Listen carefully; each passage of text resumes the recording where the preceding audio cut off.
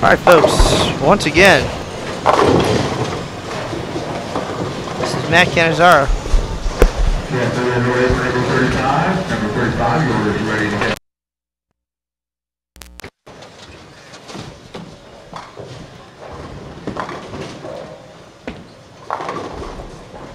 That's how I hear it in the headphones, folks. This is Matt Cannizzaro, live at the Chris Barnes Thanksgiving Classic. Thanks for joining us here at Plano Super Bowl this Sunday morning. Top junior bowlers in the Dallas-Fort Worth area.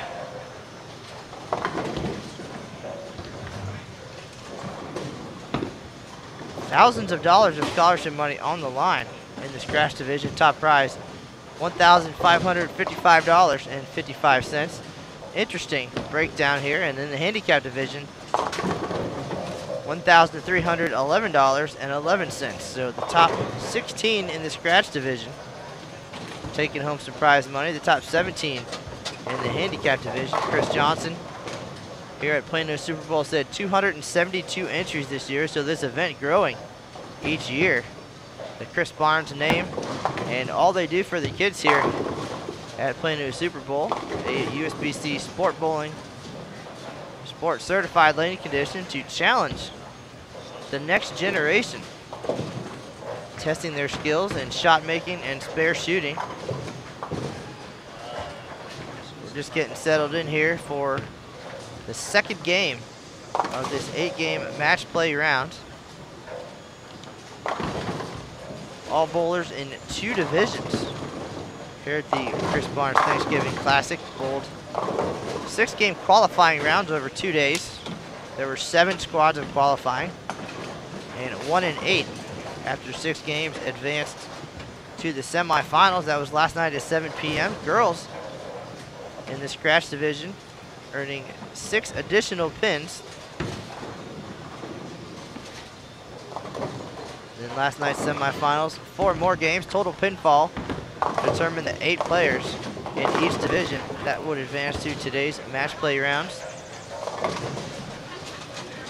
Right now we're watching 2 of the scratch matches. Handicap bowlers to our right.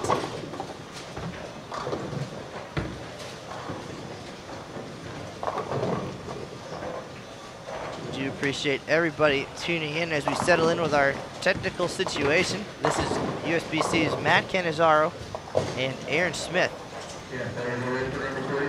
Live here at Plano Super Bowl. We appreciate everybody's patience. Chris Barnes is in the building. We'll have him on shortly. He's fresh off the plane from Japan. He was at the Japan Cup. We'll get his thoughts on this event and the next generation, as they say, the future stars here in the Dallas-Fort Worth area. In this scratch division, yesterday's qualifying leader, Taryn Gray, 21-24. That was for 6 games of qualifying plus the 4 games in the semifinals. Entering the day in second place, Parker Capra. Third was Micah McCracken. Fourth, Nathaniel Malsby. Caitlin Johnson, 5th. Christy Draper in 6th. Alistair Rutledge in 7th place. And Ashley Hathaway, the final seed for today's match play round. And as they explained it this morning, all pinfall drops coming into this round of 8. So even Steven starting this morning. Will be 7 games, 30 bonus pins to the winner of each match, and then a position round. Total pinfall at the end of the day will determine the winners here at the 9th annual Chris Barnes Thanksgiving Classic. Chris Johnson has promised me game by game standings as they're available. Aaron Smith is working feverishly on getting the scoreboard shot for you. Right now on lanes 11 and 12, you're watching Alistair Rutledge.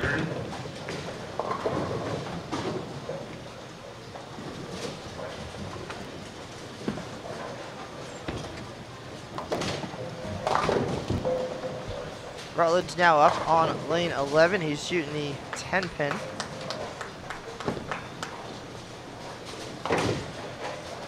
And on the right of your screen, Ashley Hathaway stepping up on lane 13.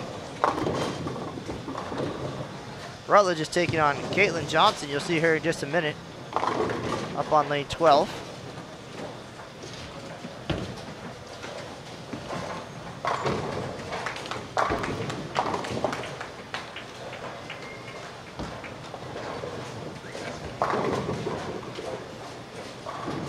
Prize fund for this scratch division, first place, $15.55.55. It's all scholarship money, of course. These are youth bowlers. Second place, $1,000. Third, $850. Fourth place, $750. Fifth, $500. Sixth, $400. Seventh is $325, and eighth place, $250. And in the scratch division, they're going to pay all the way down to 16th place, which will receive $80. On the handicap side, the 184 and below. First place, $13.11.11.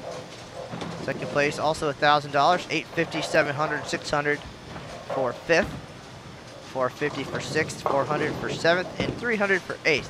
Paying all the way to 17th place at $100. So a great opportunity for some youngsters even to come in and test their skills on a USBC Sport certified lane condition and collect some scholarship money. And of course, every little bit helps. It certainly does add up, and you can maintain that in your USBC Smart account. By the time some of these kids are ready for college, with some of the skills we're seeing here early on Sunday morning, they're going to have quite a bit of money saved up. This event also served as a junior gold qualifier. That means that for an additional entry fee, the players could use their qualifying scores for a chance at qualifying for the USBC Junior Gold Championships later this summer, or the summer of 2014. And qualifying on a Friday for Junior Gold, Ashley Hathaway and Amy Richardson. So Ashley in the under 20 girls division, Amy under 15 girls. And then yesterday, Dre Trish and Morgan Reesing also earning spots in the under 20 division at Junior Gold. So they will represent the Dallas-Fort Worth area next summer and try to earn their spots on Junior Team USA. Again, all of this a stepping stone. There's some great players in the building here to watch as well. Two-time champion Anthony Simonson has used this as a stepping stone for the next level. Of course, we know Chris Barnes, a top youth bowler in his day, then went on to Wichita State University, where he starred there, worked his way up, collected a couple titles at the USBC Open Championships, and now he's a PBA superstar. So the future Hall of Famer in the building. We'll have him come on in just a little bit to talk about this event and so much more.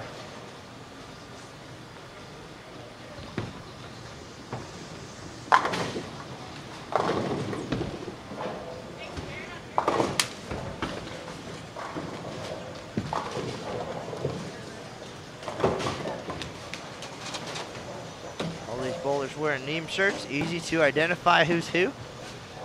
Right now, we're behind lanes 11 through 14. This is the half of the scratch division. Handicap bowlers to our right. We'll have 7 games of round-robin match play, followed by the position rounds. And when we get down to that final game, we'll have the top 2 scratch bowlers and the top 2 handicap bowlers on camera. Although that doesn't guarantee we'll see the winner it certainly gives us our best opportunity to see the stars of the day. So stay tuned for that. Game 2, for most of these players, already coming to an end. Scores a little bit low here early. That is the challenge of sport bowling. You gotta make good shots, gotta make your spares. Great effort there by Rutledge at the 210. He does miss. He has a 149 in the 8th.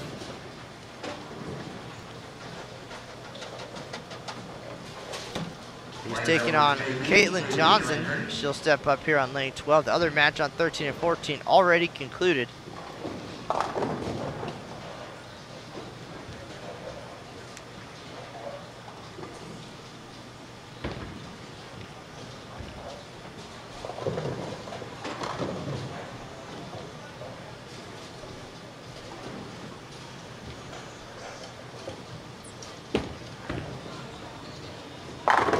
Johnson with the strike. She's down to 15 pins after 7. But Rutledge with the open frame in the 8th. That was the 8th frame for Johnson, so she's in command here. She'll step up for her 9th frame on the left lane.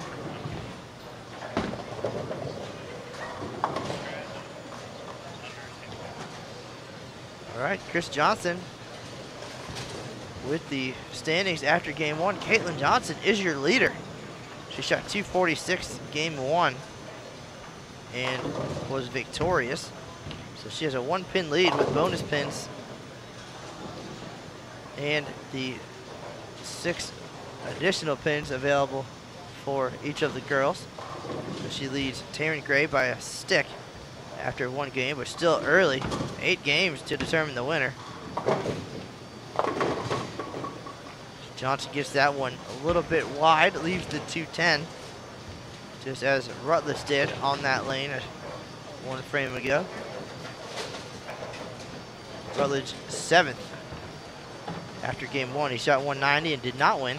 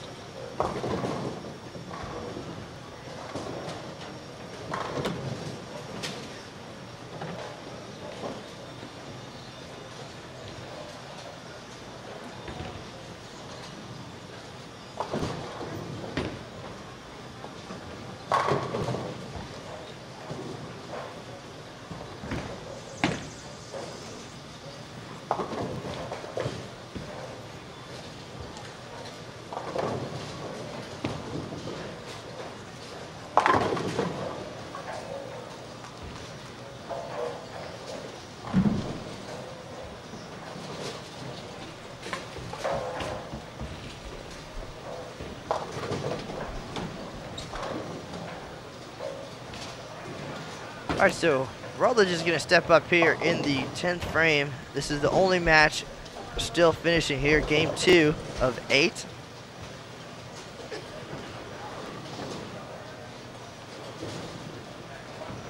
Rutledge down 4 after 8. Strike up in the 9th, though. He can shut out Johnson with a solid 10th frame here. Leaves the 10-pin. His max score, 189. Johnson can only shoot 183.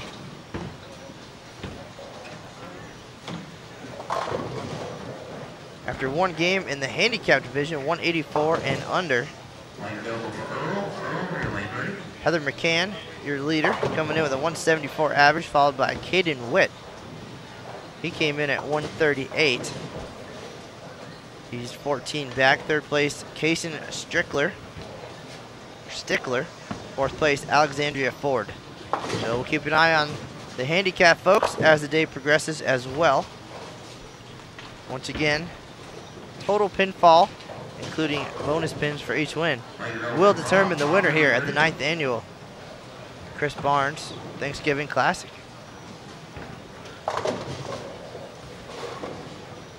So here in our featured match, Alistair Rutledge, as long as he keeps the ball on the lane, is going to be your winner here. Entered this game in 7th place.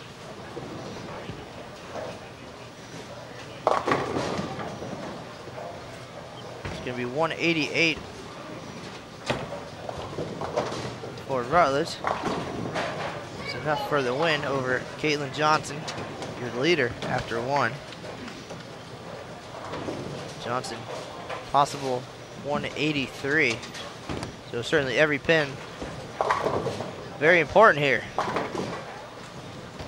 Some lower scores to our left, 158, 133, 140. There's a 213, one pair to the left, 157 and 150 on our right.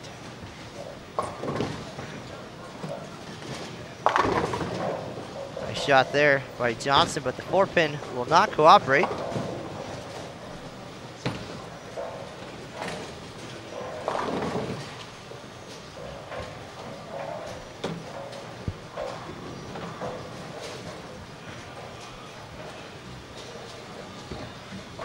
Chris Johnson in the house. He's our manager here at Plano Super Bowl, getting us all the information we need for today's event. Chris Barnes in the house as well, the namesake of this event. We'll have him on fresh off the plane from Japan. Once again, this is Matt Cannizzaro and Aaron Smith. We're live at Plano Super Bowl. Game 2 just about in the books here.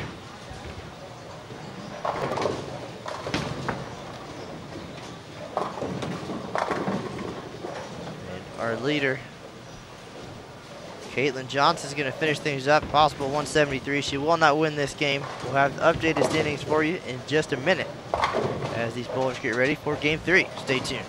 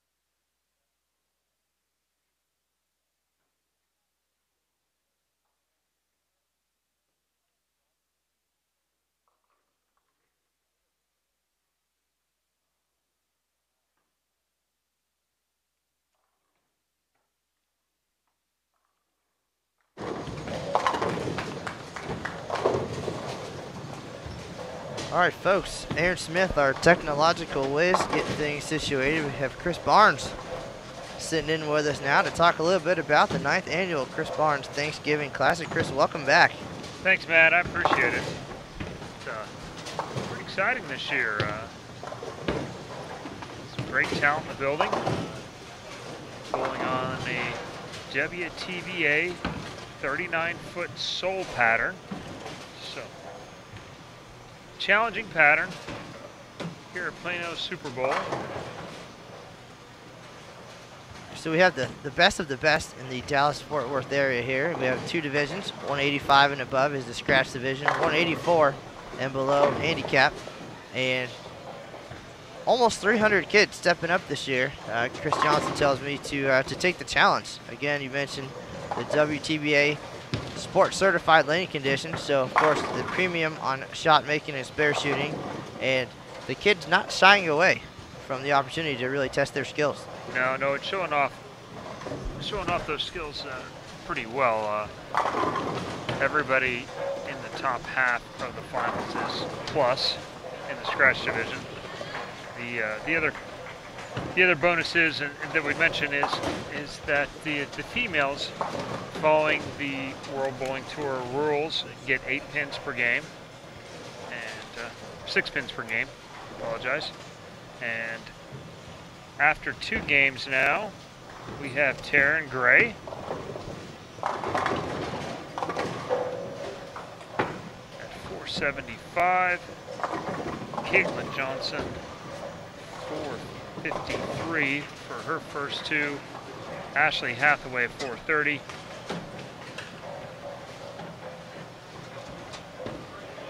Parker Capra, 416. Alistair Rutledge, 408. Mika McCracken, 400. Christy Draper, 351. And Nathaniel Malsby, struggling a little bit early here with 305. So the format here this weekend, the opportunity to bowl a lot of games and really see some time on this challenging lane condition. 6-game qualifying rounds all day Friday and Saturday, so the opportunity to bowl as many times as it took really to make it into Saturday night's semifinal round.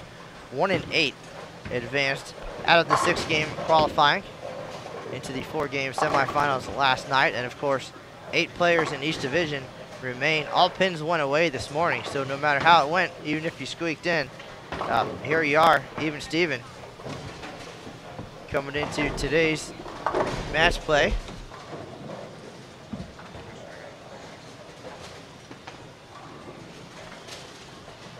So anything can happen, of course, especially with those 30 bonus pins. And of course, as Chris mentioned, the girls, following WTBA rules, 6 additional pins per game.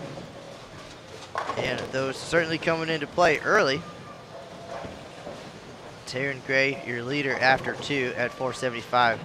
Caitlin Johnson led after 1, now second. Had a rough game 2, 171. Still a long way to go. Game 3 underway here. You're watching lanes 11 and 12, 13 and 14.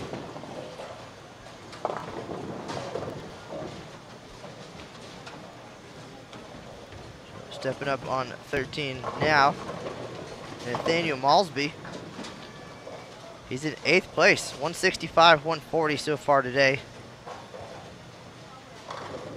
Working on a spare double here in game 3. High, almost Brooklyn, leaves the 3-pin.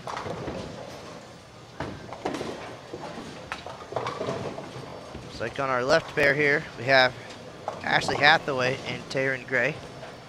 Hathaway in 3rd place. She is 45 pins back, so those 30 bonus pins could be huge here for Hathaway as she misses the head pin to the left, leaves the 1-3-6.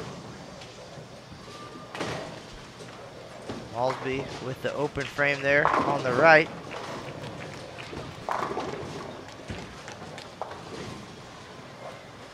Right now we're showing 2 of our 4 scratch division matches. The handicap folks over to our right.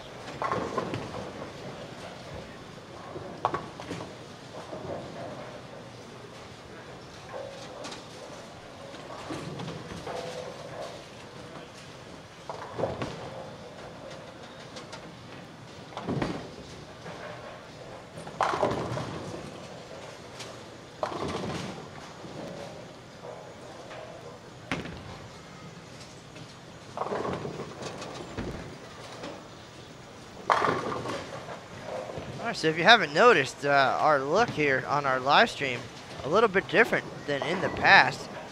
Using some new technology here.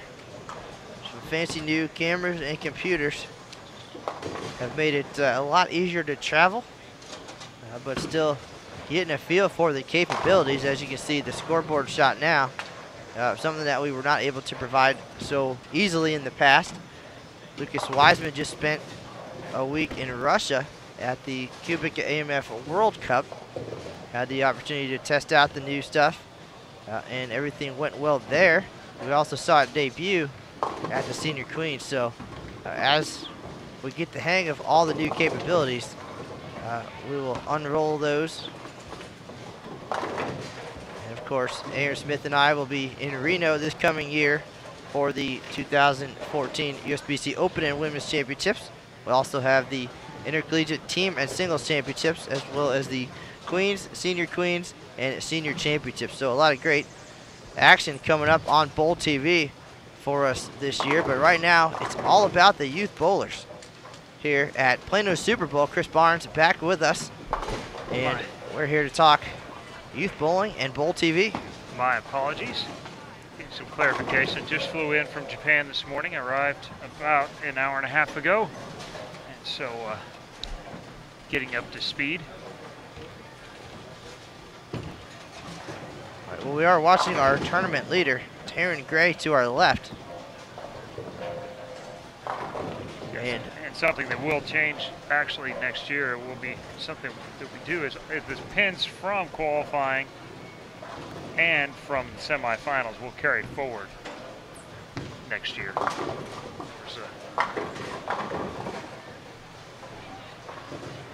Well, that actually was my understanding coming into today, but they made that announcement. Yes, there was a disconnect because of how it was handled up front.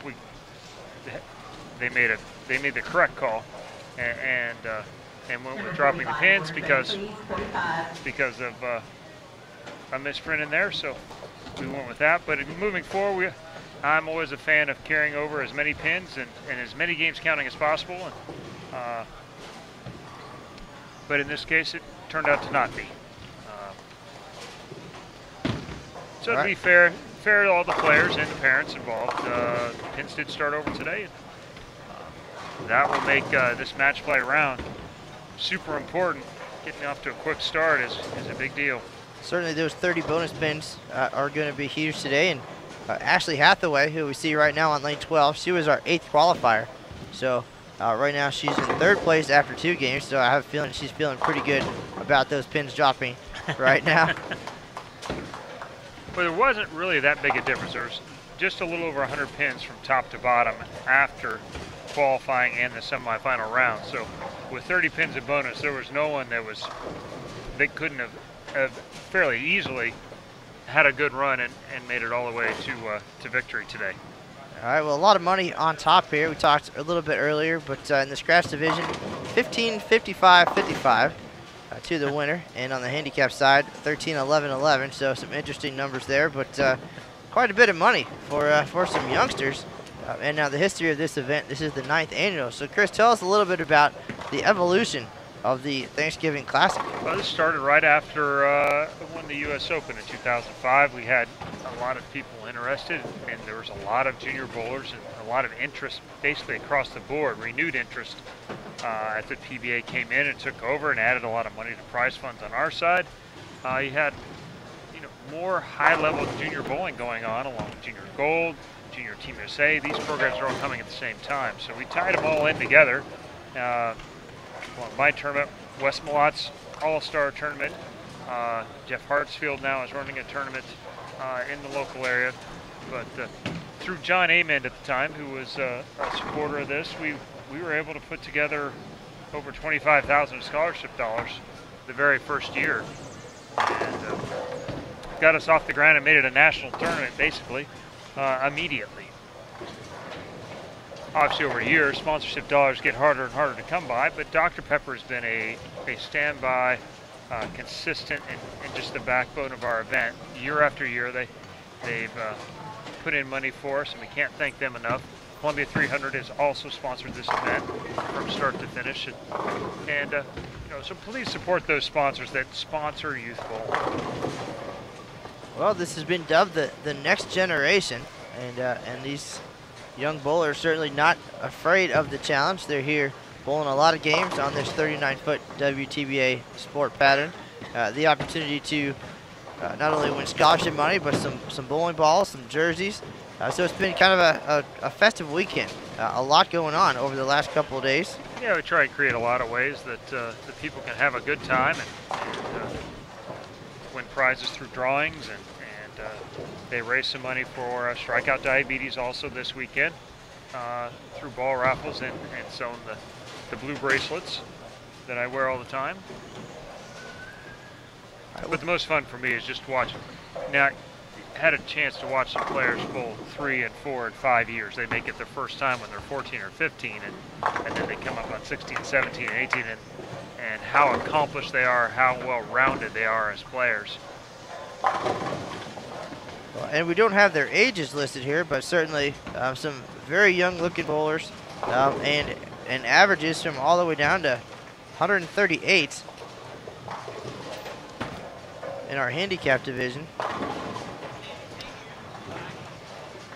So certainly, those bowlers, as you mentioned, it's a progression. We talked earlier about how you progress through, the youth program and then on to Wichita State, onto the Open Championships, and then of course the PBA Tour, and it's the natural way to go. We saw bowlers like Sean Rash and some of the younger players, Rhino Page, and now EJ Tackett, even somebody that you got to spend some time with in Japan, just on the rise quickly because of events like this, because of the Junior Gold Championships and the opportunity to bowl for Junior Team USA, and not stepping down to the challenge.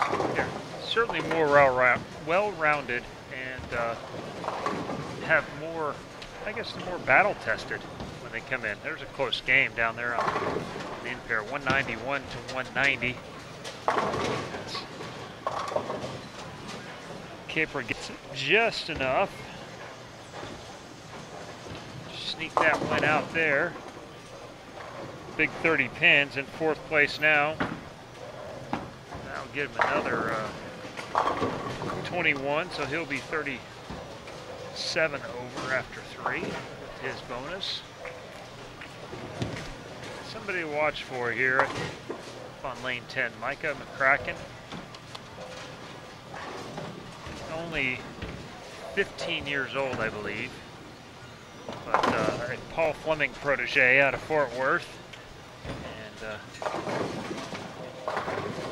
got a lot of solid points in his approach, and some things that are going to lead to consistency and being able to play at a fairly high level.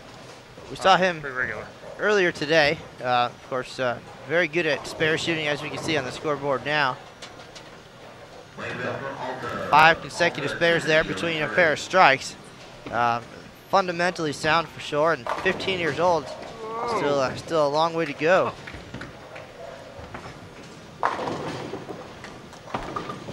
Johnson, bird dogging out the 7, but not able to get it to come back across and hit the 10. Made a good run at it. She's in 2nd place. Can you talk about the pattern selection a little bit, and how you guys, or how it was determined what we're going to go with? And typically, yeah, it's a great question, Matt. We typically go with something. At one point, we went with whatever pattern we were bowling on tour for that Thanksgiving show. Now that we're not bowling there, this is what we bowled on, I believe, at the World Championships, and that's how it got decided. We thought one of the medium patterns would work best here. Plays the center characteristic a little bit, keeps the scores in the middle range. We want it to be challenging, but not so penalizing that it's impossible. And We've had a couple of times here where they played fairly impossible, and it's always interesting to drive a balance. You start getting some of the patterns, and because of the way different centers play, you know, a 2-to-1, 2.5-to-1 turns into just a real grind all the way around. And this is pretty playable. Multiple angle pattern. You can play out. You can play in. If you hook up more, you can, even on the fresh, you can play 17, 18 if you wanted to. More direct players can play out around 5, 6, 7. You have to make good shots no matter where you're at, but you're not shut down by any particular style. Well, we've seen some decent scores, and we've seen some players struggling here. So a little bit of a roller coaster, but 8 games, a long way to go for sure. In spares, it looks like coming into play here. Some 9 dashes within eyesight here. Yeah, 9 splits are never a good thing.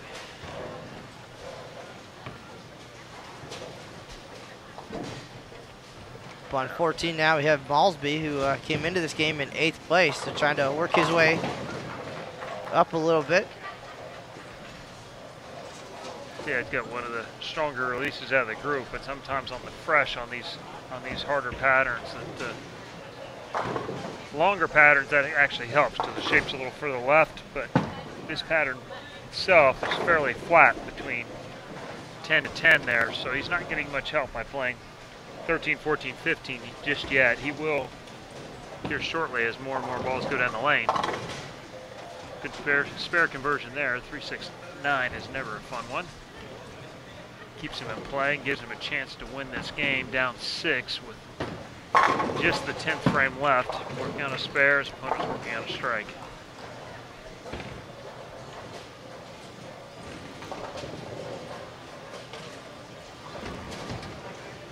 See that replay there.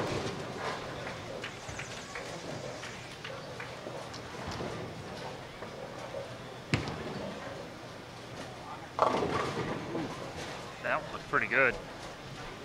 Wiggled, went a little bit long for him. Just trying to get to pick up in the mid lane just a little more.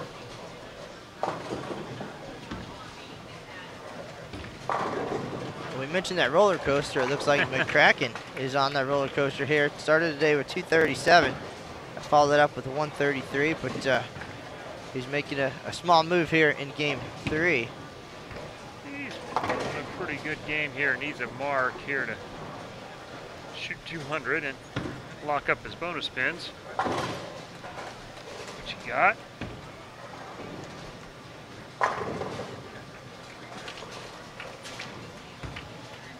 Scores have been coming out super quick, so game 3 wrapping up. We'll have those scores in just a minute. The staff is on it here, so some of these pairs are really bowling quick too.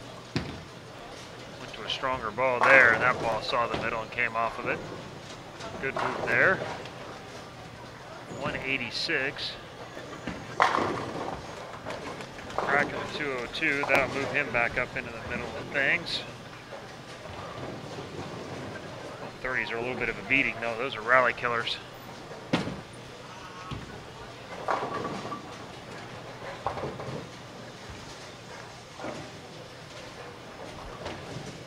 And part of that tournament staff you mentioned, Anthony Simonson, a young two-hander from nearby, a 2-time winner of this event. He has since moved on to the adult ranks, so he's here to lend a helping hand this weekend.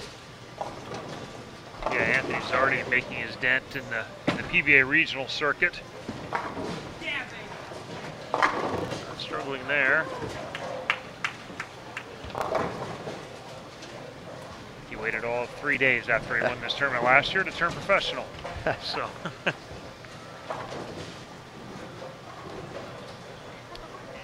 Two-hander, he's got game. He actually won the Magpin Thanksgiving special here on Wednesday. Oh, did he? So took home some prize money for that. We bowled on the heavy pins and a challenging 46-foot pattern. So scores were not pretty, but he prevailed over a pretty good field. Yeah, you know, in years past, somebody like that with 2 hands would have bowled mostly on league and kind of sprayed it. Basically been a product of his environment and have been very good on the harder patterns for a while longer. But because there's so many more tournaments now with these sport patterns and WTBA and and the like, that he's not afraid to bowl them when they're hard, and he can certainly take advantage of them when they're easy. Well, and we're seeing the next generation, the next Anthony Simonson, perhaps, in front of us today, and making this a stepping stone. And 4 players actually use this event to qualify for the Junior Gold Championships next summer. As we said earlier, and Ashley Hathaway, Amy Richardson, Dre Trish, and Morgan Reesing all headed to the Junior Gold Championships. They paid an additional entry fee and topped those bowlers to really challenge themselves against thousands of the best bowlers from around the country for a chance at Junior Team USA. Something that you and I didn't have back when we were kids. No, they had a Coke. At that point, it was a Coca-Cola sponsored event, and just one person from each state went, scratching handicap, and you kind of got there to see how you stacked up. And much better.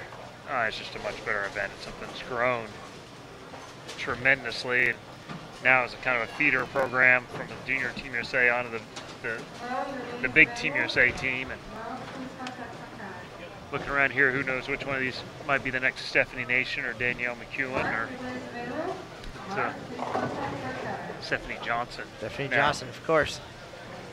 And a lot of great young players. McEwen, you mentioned, just got back from the World Cup in Russia.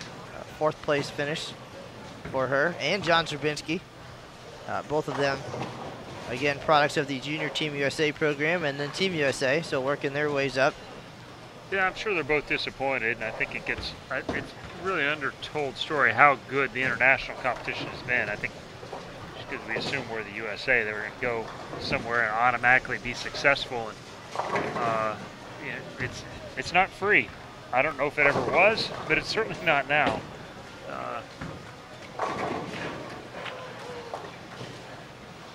Scoring pace was high. Certainly did not fall under the sport bowling designation. That event typically an opportunity to showcase the latest and greatest in AMF and Cubica. It's a brand new center in Siberia. Quite a lovely scenic place to go in November. Top 10, must not do's. Guess better than January or February, maybe.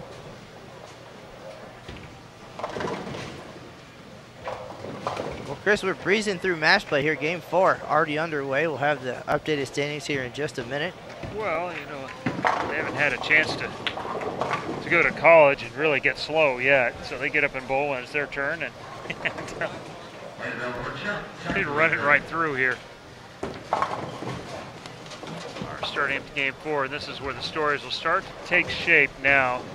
3 games into qualifying, starting to get a little breakdown into the track. Players who can take advantage of that should start to kind of dial in and start going after some scores here.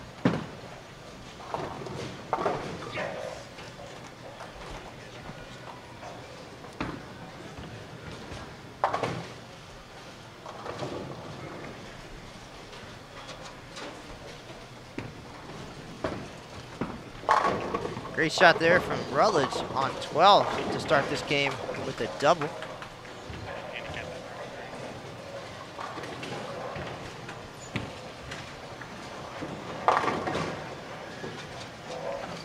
And now we have handicap updates. Alexandria Ford, 687.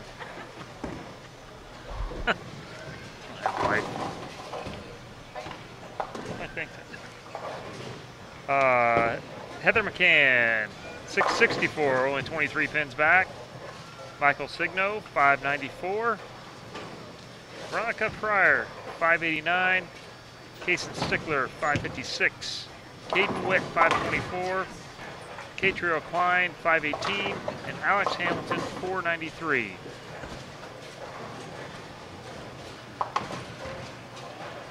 Handicap division looks like already a game ahead almost of the scratch bowlers. So as you said, as you get older, a little more experience, you learn to take your time a little bit.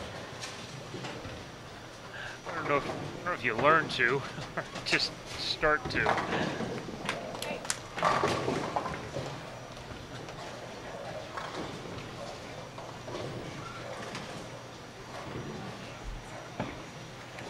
And the scratch division, not too far behind actually. Caitlin Johnson, 681. Taryn Gray, 670. Parker Capra, 637. Micah McCracken, 632. Alistair Rutledge, 601. Ashley Hathaway, 585. Christy Draper, 547. And Nathaniel Malsby, 491. So just 44 pins separates, actually, just 49 pins separates first and fourth. And with bonus, that's just a double and a win. Those additional 6 pins for the girls certainly helping, but not the difference here after 3 games. But can you talk about the use of those pins? And you mentioned that that's something they do internationally, but internationally they use it, and typically it's actually it's 8 pins in the international circuit, but the scores are higher. So we made it kind of relative to scoring pace. The scoring pace for this tournament's always been medium to low because of the demanding conditions. So we've found some balance in there, and it's turned out we've had female champions and male champions. And a few years ago, we had Justin Tan here, who was the nation's average leader for the year, and he finished 3rd behind 2 females, and they both beat him. And pins didn't have anything to do with the final. They both beat all the boys in the tournament, and would have done it with or without the pins. But we find that to be a pretty good balance. Say if we were to go to, in the kegels, they're like their medium series, where you go up to, or we go from blue to white. We get the 6th one, we'd have to bump that up, I think, to 8. And if we went from white to red, we'd probably need to move that up to 10 or 12 pins.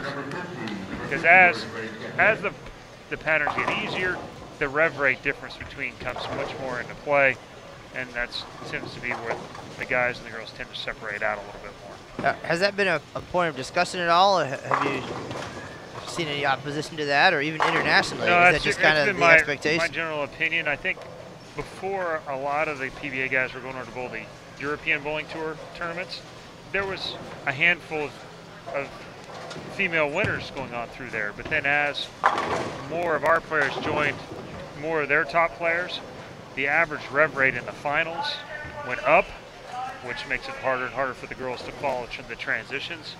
And the scoring paces also went with them. And as the scoring paces went up, you're seeing less and less women make the finals over there for those tournaments. Well, we talked about the scoring pace here a little bit. As the day progresses, we're expecting the lanes to open up a little bit, becoming a little more playable. And we can see that early here on 11 and 12. Yeah, Capers, he's too far left right now. There's no shape in that deep yet. And that's what experience will teach him. But most of the players are playing somewhere, like you said, Matt, between 10 and 15, between 2nd and 3rd arrow. And so he's going to find a way to bump up against that part to create shape. Being in around 4th, 5th arrow is the pattern's so flat there, he's got virtually no help left or right.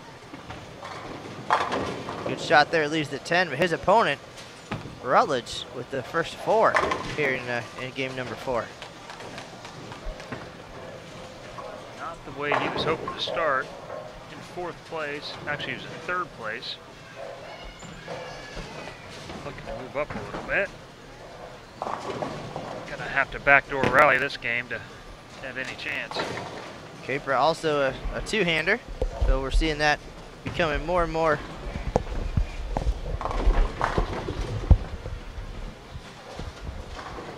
common, the two-handers. Well, certainly it's an easier way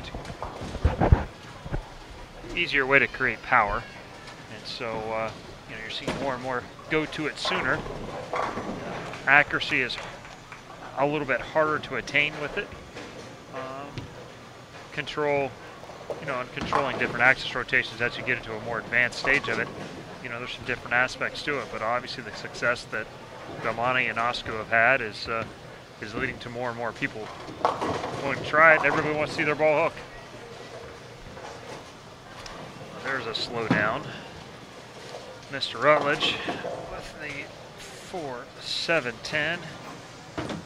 He's in 5th place, 80 pins back in the lead, looking to make a run. And with that 4-bagger, he was making a run.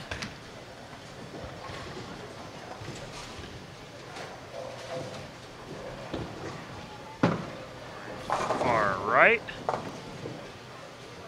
Caden Witt's ball going down the lane there. Strong young lad in 6th place. Was the leading qualifier though going into this. Struggling today.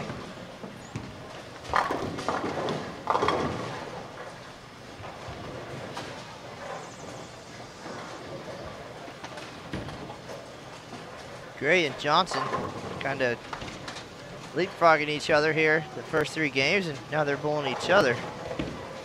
That 30 bonus spins going to be a huge difference here after game 4.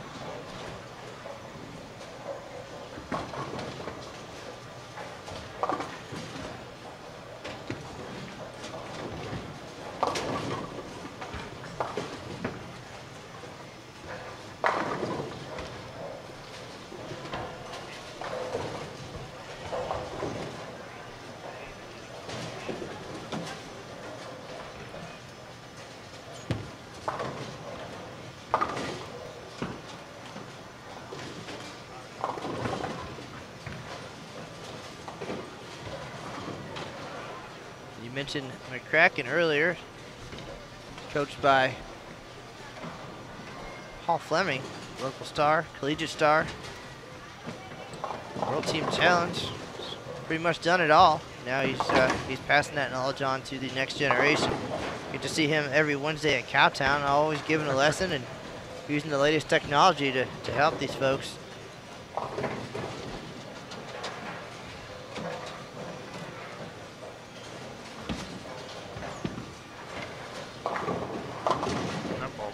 Early. Went right at his toe. In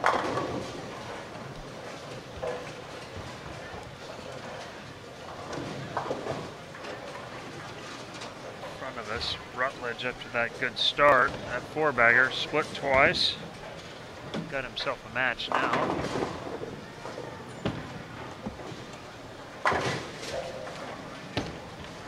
Caitlin Johnson there on the left. She's got a strike. She's got one open through 5 frames. 67 in the 4th on a strike. Just pull up and with a little lead here early on. Looking to increase that.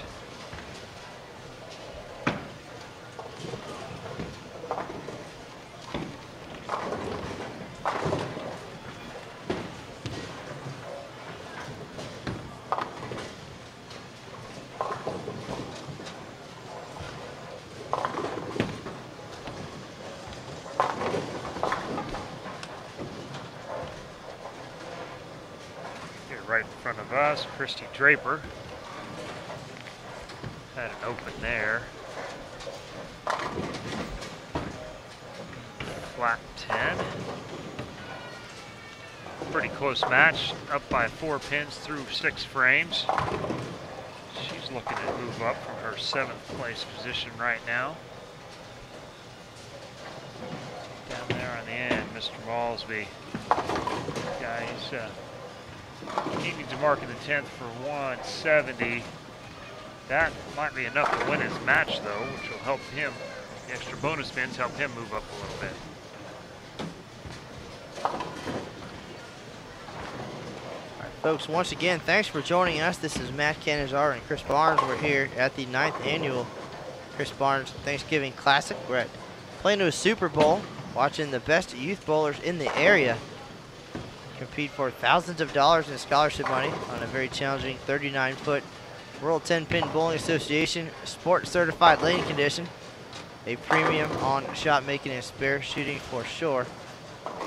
Almost 300 entries this year, and this is the best of the best right now, the top 8 in the scratch division, 185 and above, handicap 184 and below. We're about halfway through match play, and after today's 8 games, total pinfall for just today, plus 30 bonus pins for each win, will determine the winners.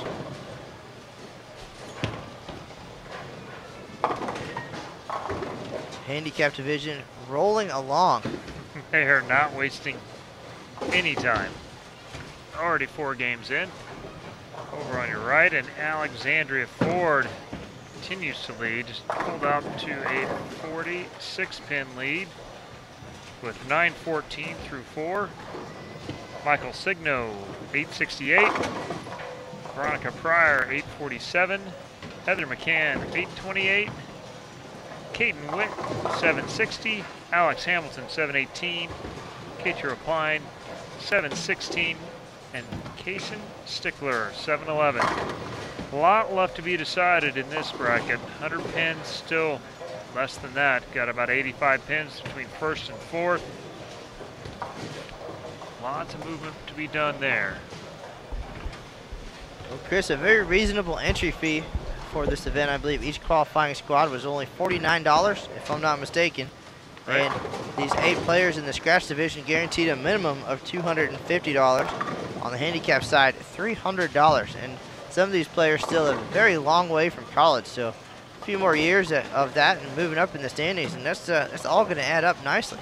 That's the idea. You give people an opportunity, give kids an opportunity to get a little head start on school, and bowling is a great way to work on your education. Bowling is not a means to an end, but a means to a beginning. It can be the stair steps that get you more educated, get you more opportunities, and get you a path that suits you best. Well, that $49 entry fee, very reasonable. You know, a lot of families with more than one child, perhaps, out here picking up the bowling bug. But for $49, that I'm sure made very possible by the tournament sponsors again, Columbia 300 and Dr. Pepper, longtime sponsors and very supportive of youth bowling in the next generation, and we see that in keeping those entry fees low. It wouldn't be possible without them. That's for sure. Yeah, we have a pretty prestigious alumni in this tournament too. You have Jake Peters has won this tournament. Anthony Simonson. I need to go back through the list. There's near about 75% of our champions now are in college, or were, as the case may be. They've actually graduated from college. We're far enough down the road now. We're getting to where they've already graduated. Certainly, Jake Peters already a champion on the PBA tour. He made his way through again, Junior Team USA and Wichita State. And now he's out there making a name for himself amongst the best in the world. Recently drafted onto one of the teams. The New York, the defending champions actually. Carolyn's team drafted him. If I'm not mistaken, Chris, the PBA back on TV today as well. Yeah, the Cheetah Championship, I believe. I think Claire Guerrero and our own Texas boy Wes Malott will be on that show, along with Pete and it happened a while ago, but well, check your local listings and have your computer on for the live stream and watch the best youth bowlers here in DFW. Noon Central Time, I'm sure, and 1 Eastern, I believe, is our usual slot.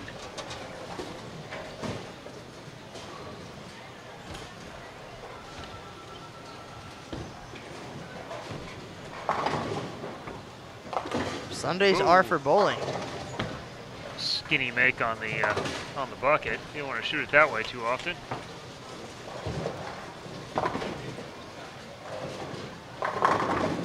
Micah here in a ride having a tough time putting multiple frames together. And shoot 168. Gonna force his opponent to double to beat him. Down here on the left. All-girl matchup.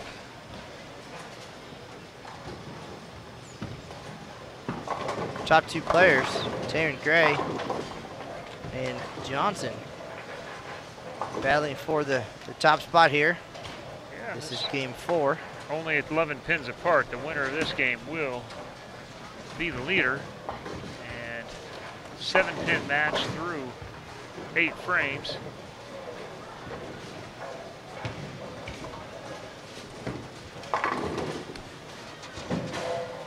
Gray with a flat 10 that turned into a 9 split. So now she has 148 in the 9th. Pretty good opportunity for Johnson. 78 max score. She got 113 in the 7th. Stays clean for 170. Need a double here to lock her out.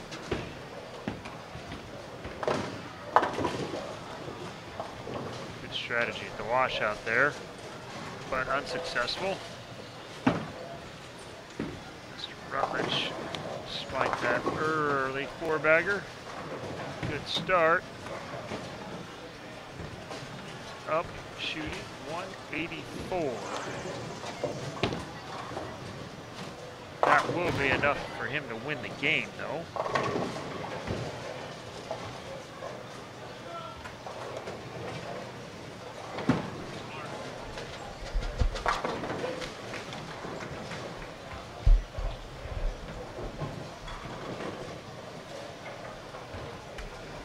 Scores here in game 4. Again, a little bit of a roller coaster. Rutledge, starting with the first 4, finishes with 184. Huh? I don't care. Thanks. Chris Johnson, tournament host here at Plano Super Bowl. Been here all weekend working hard. He has been working hard. He has been a lifesaver. With me being in Japan the last 2 weeks, of just the details that go along with this at the end, when it's all coming together, and there really just has to be somebody to be the glue, and he's been the glue that taking care of those details. Really good shot there by Johnson. First one of the 10th. Gives her a pretty good chance of making Gray double in the 10th, provided she gets 9 in the next 2 shots. But a strike here and 9 will guarantee the bonus 30.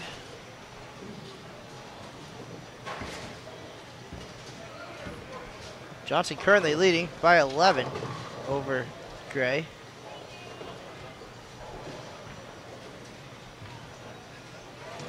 This is game 4 of 8. After 7, we'll take a short break and calculate all the scores, and then our final game will be the position round, and that will determine, possibly determine, the winners of this event. You never know, of course, what can happen. But we'll show the top 2 seeds at least in each division for that final game, and perhaps see the winners.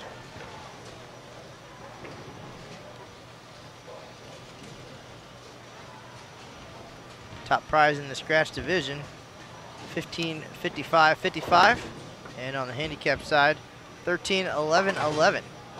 So that money could go a long way, pay for a semester worth of books at least. Used to be 11-11-11, but we actually had more entries in the handicap division than we've had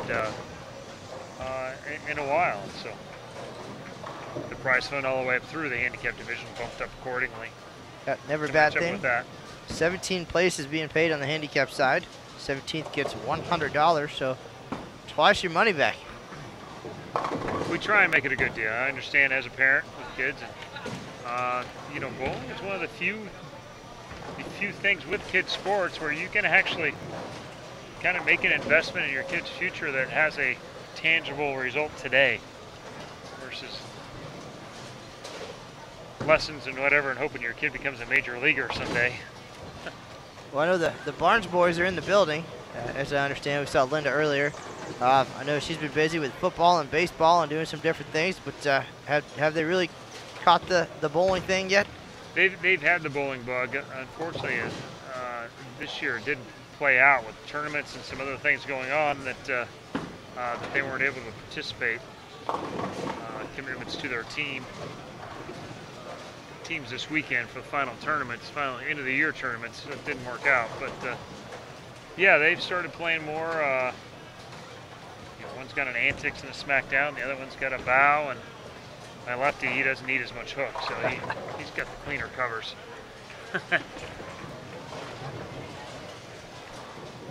Couch must be more his idol, because he straps on it pretty good. But I imagine they'll be down there practicing anyway. They both bowled last year. They had an opportunity to bowl. It was a little eye-opening for them.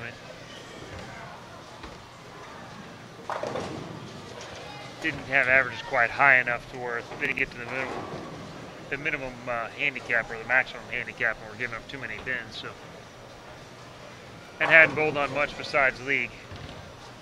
Little culture shock when their ball didn't ever hook. Well, the only way to get better, they say, is to challenge yourself, and it might take your licks first, and certainly earn your way to the top.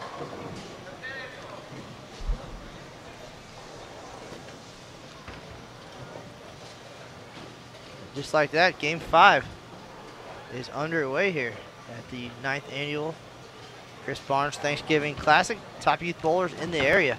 They got a little catching up to do. The handicappers are waiting on one pair to finish Game 5. Otherwise, they're already there.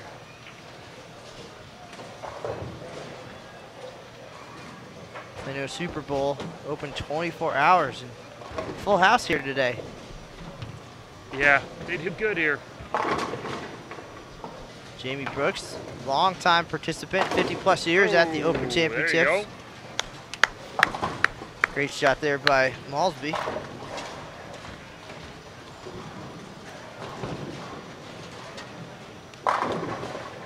Far left, that was Micah's ball going through him.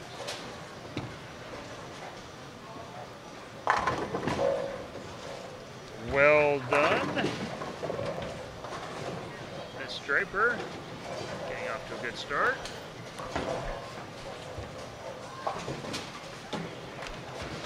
And Miss Gray getting off to a good start as well.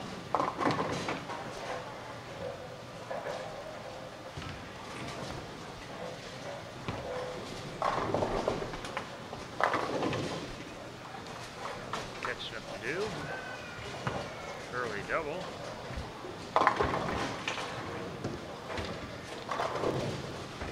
See that just inside a target. Not happy with that one.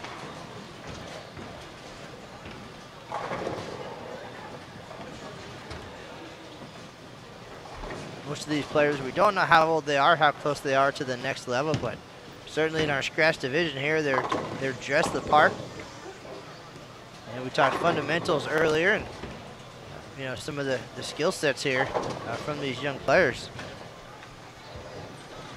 Yeah, it's been fun to watch over time. Wesley Lowe is another one that first time I ever saw him, he was bowling. We used to have a under 8th grade division in there for a few years, and he bowled it because he was here visiting and he had to leave on Sunday. So even though he qualified for the scratch division, technically he bowled the young division and beat everyone in the field. And I'm looking on this, I'm like, Ventura, there's, it's not Ventura, but I called Mark Baker, my coach, and go, hey, do you hear this Westlake Lowe kid? He goes, yeah, I've been coaching for about 6 months now. Yeah.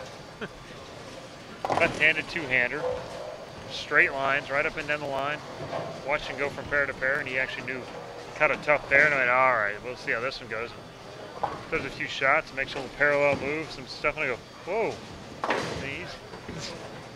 Young guy's got his act together. He knew what was going on way earlier than most people do. Wesley Lowe, of course, part of the Junior Team USA program, all the way already a PBA regional champion as a guest. But anytime your coach's name is Mark Baker, you're probably on the right path. Seems to be the case. Well, no change at the top. Caitlin Johnson is 887, opening up a little lead with her victory over Taryn Gray, 842. McCracken at 828. Alistair Rutledge, 815.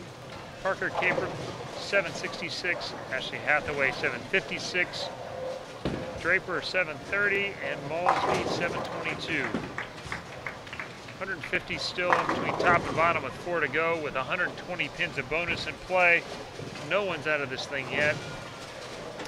People at the bottom got some work to do, though. They need to get started now. Girls taking this thing over. Have to find out if there's any machismo in this group here. So it looks like Draper heard you there. She started this match here in front of us with the first 3. And then almost got the 7 out there for a 4-bagger. Get her a score correction here real quick, but certainly a good start. As you mentioned, she is in 7th place, trying to make her move here. It's interesting, in the scratch division, they were exactly 50-50, male and female. 58, 57, your orders are ready to cafe. And both the boys and the girls side, we're on the younger end of the eligibility. Not a lot of 17, 18-year-olds in here right now. Mostly some people who we're going to see for the next couple of years, I think, make a run at this. Well, this event open to USBC youth members, elementary and up to high school is the cutoff. Yes. Just call it the Sean Rash rule. You're not allowed to be 21 and beating up on little Johnny, who's just bowling his first tournament out of middle school. That's certainly a great opportunity there for the youngsters, and probably part of the reason we had almost 300 entries this weekend. Everybody comes in feeling like they have a chance. There's with the 2 divisions and the handicap, the bonus pins, certainly nobody's out of it from the start. in the handicap. We did put a ceiling on how many pins you could get, so to try and help from really low beginners coming in and obviously improving a great deal in that first year, but getting so many pins that then you couldn't beat them because they got 30 pins better in a year. You've seen a little mix. I think we're on to about the right mix there as far as the players that are in the finals in the handicap division. You have averages from 138, 150, 156, 174, 175, 173, another 150. They're a 45 pin gap in through there, so and all of them seem to be fairly well represented from those up to the actual limit.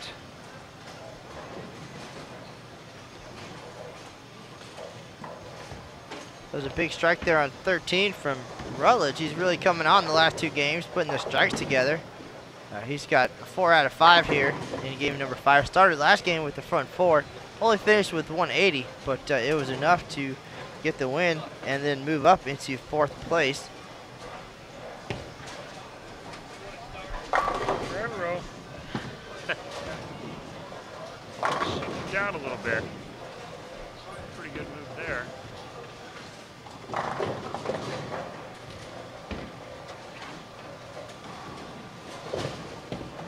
If it's ever too bad a play, getting the ball up in front of you and getting it on line when lanes get a little bit tough.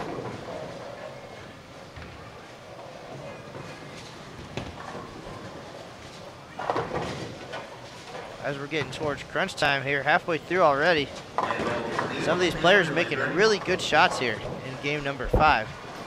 Maybe getting more comfortable even as the day progresses. No, I think you're spot on there. They're seeing a few more doubles, a few more 3-baggers, and starting to get a couple of strings here and there. Start to see a little shape. Our tournament leader, speaking of, strike spare 4-bagger. So She's already wearing the Kegel jersey.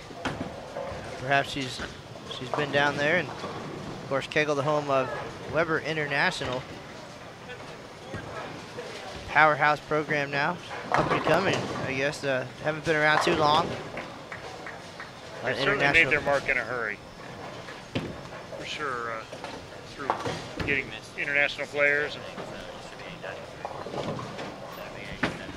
All right. Anthony Simonson delivering a score correction for the scratch division. They left out the 6 pins at some point, so it changes things just a little bit there. Oh, yeah, game 2. Game 2, they didn't get Caitlin her 6 pins, so she's actually a little further ahead than she was. Only 6 more pins. She doesn't seem to mind. Again, she's got strikes in 5 out of 6 frames down on the far end there on 7 and 8. Yeah, she's looking to distance herself out right here. Put together a 250 game. It's going to make it awfully hard for any of those chasers to get there.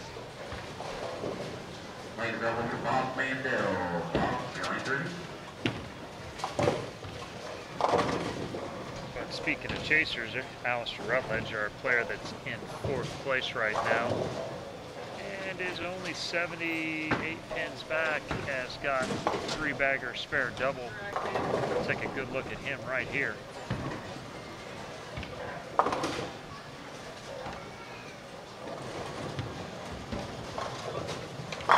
looking shot there.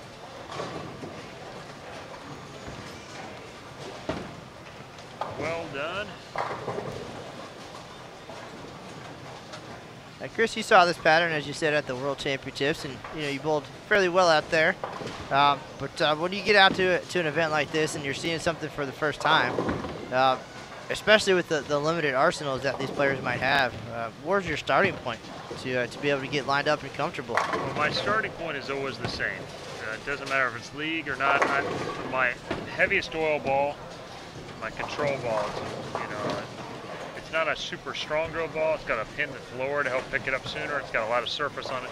I'm going to throw that ball from as close to the right gutter as I can throw it, because it gives me a picture of what's on the lane and how much the gutter hooks. And then all my moves go one direction. And all my moves go left, and all my ball choices go from that earliest rolling ball and keep going in succession. To each one goes a little bit longer, a little longer, a little longer, a little longer. So that's basically, obviously I go into much more depth and detail, but when I do clinics with the Barnes Baker clinics, that is what we talk about in depth and detail, is how to set up an arsenal, a 6-ball arsenal, because that seems to be the magic number these days, whether it be junior gold or just pure economics, because flying with more than 6 balls is impossible, or at least expensive. Yeah, not financially responsible. Well, then internationally, of course, that's usually about the limit there, right? 6 balls, yeah. and you want to... 2 bags, 50 pounds, 23 kilos, so you can sneak them in.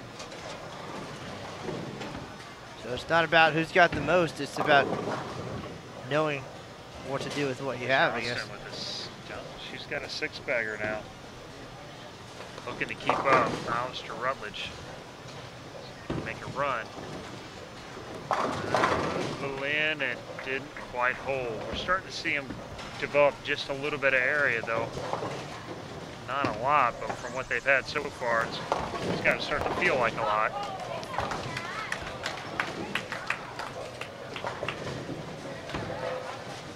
Big games. Micah not able to get it matched up yet.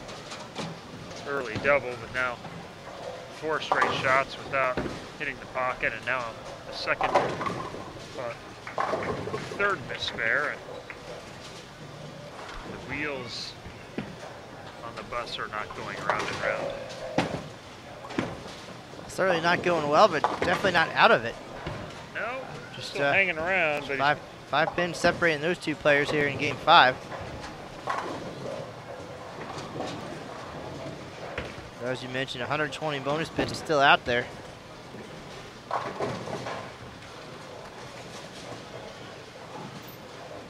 Johnson up on lane 7 to our left. Looking looking to close this thing out. Oops. There's a good shot by Rutledge. He's going to be a force to be dealt with now, I think. We've got some handicap results here.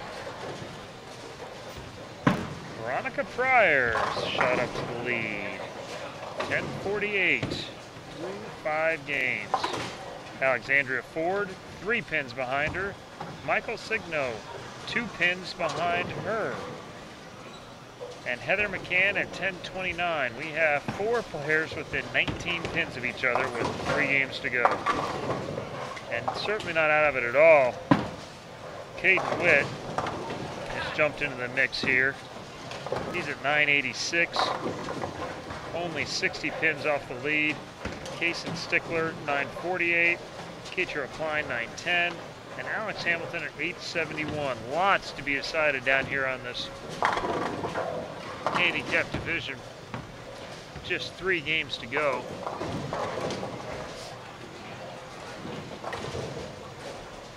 Michael Signo is one to watch out for. He's been coming in this tournament for a few years. He throws it awfully good. His house pattern must be kind of hard.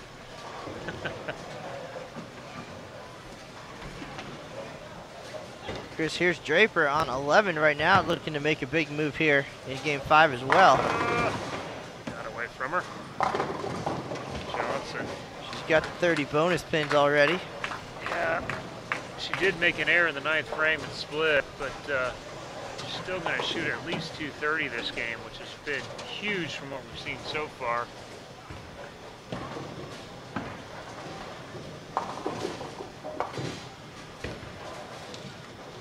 Draper will be in the 230s as well. Right.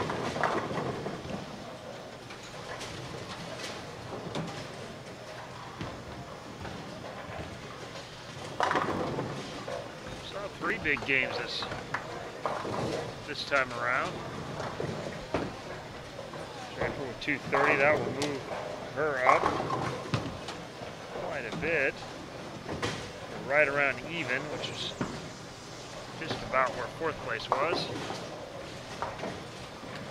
Hathaway struggles in with 162 and going to get left behind.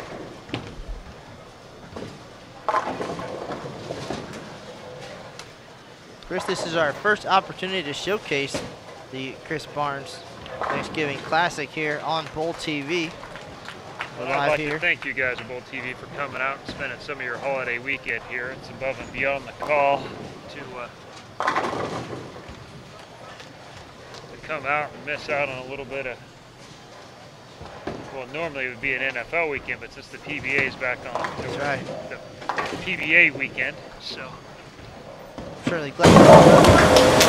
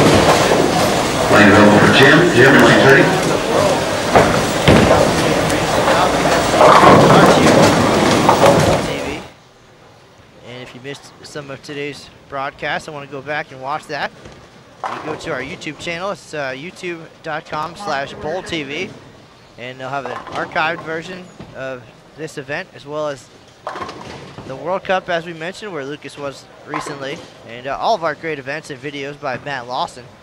And it's all there for your viewing pleasure, free of charge. So we do appreciate your USBC membership. And, just know that we're hard at work here trying to bring you the latest and greatest.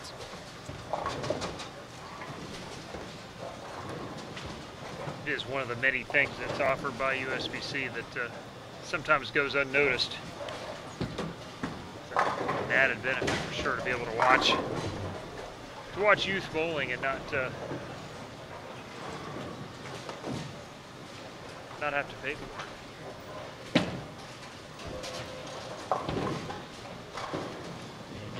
Just taking a look at the chat room here. Just want to explain again what we're watching today. We have two divisions, the 185 and above scratch division, and we're watching two of those matches now on our featured pairs. And to our right is the 184 and below handicap division, and we can only capture what we can at this point. And our goal for the final game of the day is to have the top two scratch players and the top two handicap players. So we do appreciate everybody joining us today. Well, we do have a little movement in the scratch division. Caitlin Johnson actually, she has increased her lead now pretty significantly. 1170, 100 pins ahead of Alistair Rutledge, whose big game moved him up to second.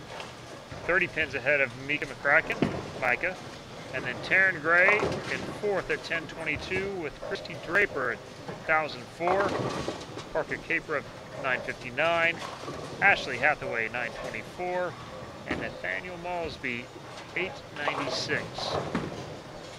3 games to go. Got 5 players plus, with Caitlin Johnson 170 over leading that charge. I saw a big game down there in the handicap division, a 220 game. I wouldn't be surprised if that's Michael Signa there, looking to make his run for third, make a little charge at the top. He doesn't get as many pins though, so not sure what else might be up there.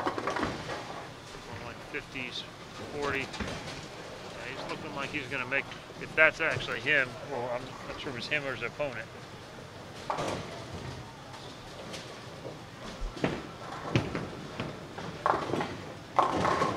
Let's go to the big game right here in front to see if Caper can take advantage of this pair as well. Not off to a great start though. Open spare, rolled the 2 for a strike. And then Micah figures it out. Nice shot there by Miss Hathaway.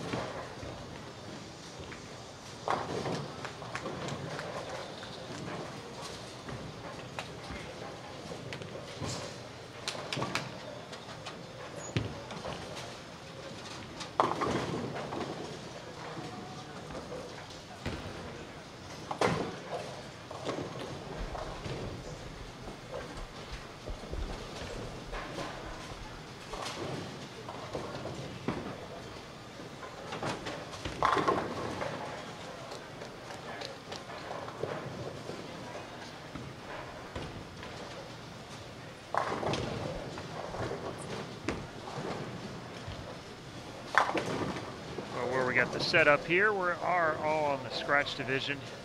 These 4 pairs. We will make sure we get the finals where you can see that part in both divisions. Unfortunately, at this stage, we are limited a little bit by technology and what we can do over the space and where we have to set up at.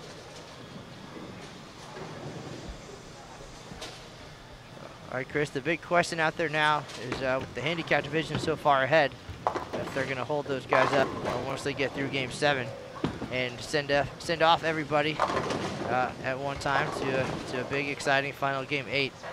So we'll have that answer here shortly. Yeah, they are almost 2/3 of a game ahead. There's going to be a holdup in there anyway, just to confirm all the scores and make sure you don't have any mess ups.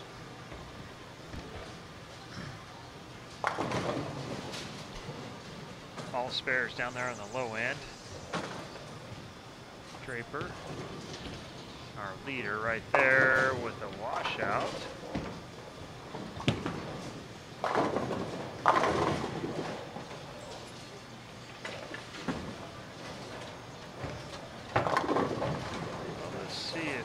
Rutledge.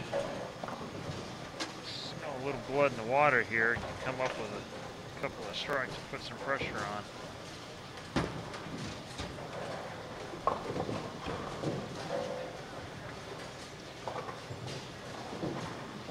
Once again, we're having a wide shot here on 2 of our scratch matches, lane 11 and 12 and 13 and 14. Given our setup, not able to show the scoreboards at this time, but we've got Chris Barnes with the standings, so everybody up to date on what's what here through 5 games. 5 in our handicap is just now starting. They're actually done with 6. These are their 7th game. Once everybody's done with Game 7, we'll have a short break, and we'll get resituated here, and then 2 balls of practice heading into that position game for all the money.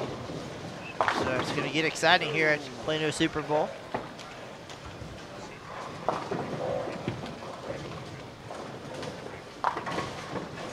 Like McCracken trying to get in the mix. Yeah, he's a little ways back. 130 with 3 to go is not ideal, but he's got to start throwing some strikes here. Trip 4, that was a big deal for him.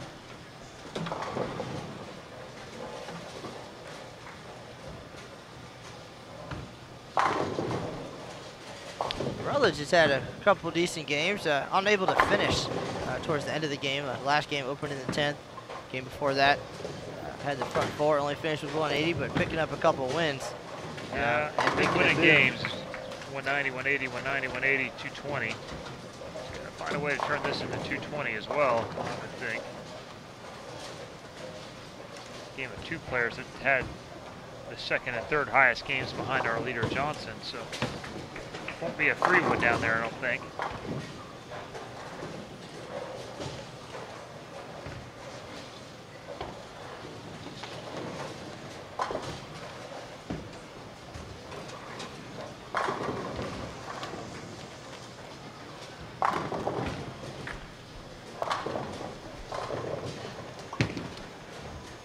It's 13 and 14. It's starting to turn into a little bit pretty good pair, I think. Seeing more strikes out here than on the other pairs.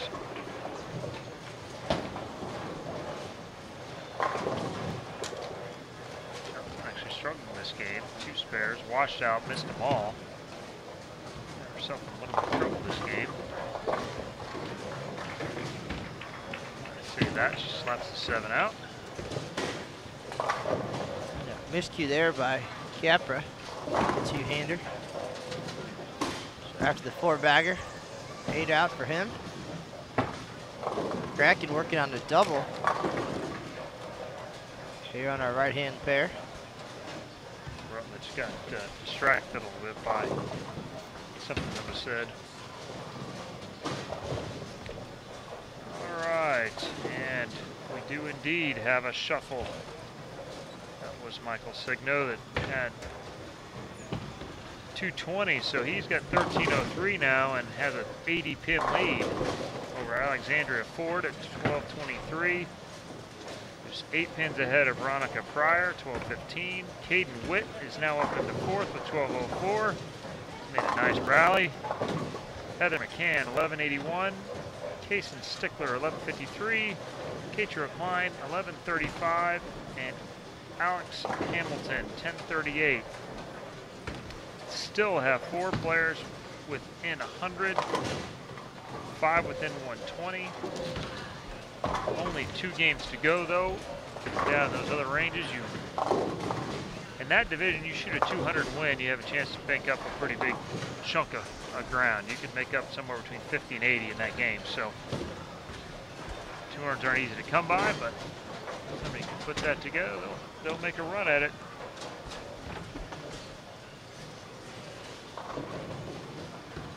There's got an early open.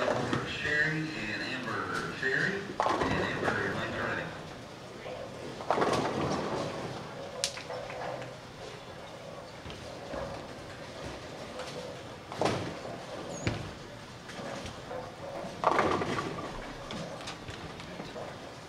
Another open by Mike, unfortunately. For him, throwing lots of strikes this game, but got too many holes.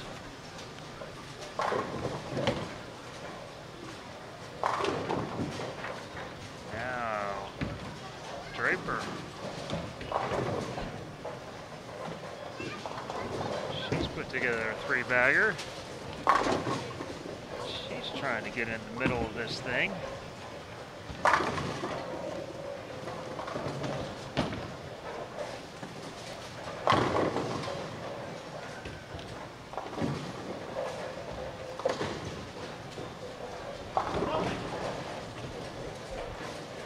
And as soon as you said that, 4-7-10. Cloud on her, didn't it? A lot of the Weissman jinx.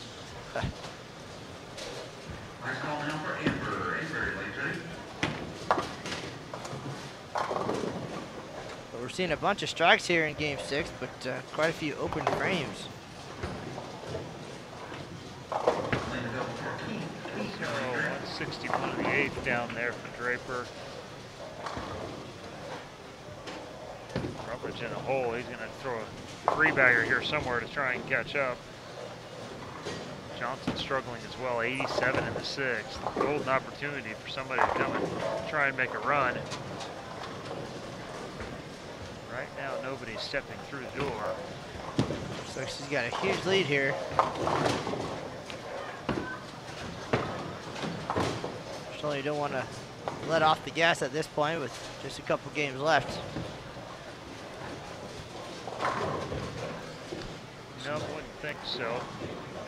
Brooklyn there leaves an easy spare. Rutledge throws a Brooklyn on the other end, so he's not particularly comfortable with what's going on either. Easy spare.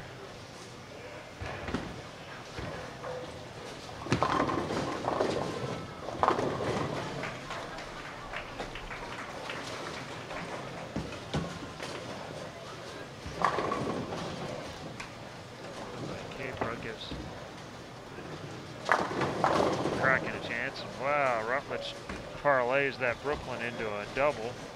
First one of the 10. Oh, that was the 9th. Might make things interesting after all.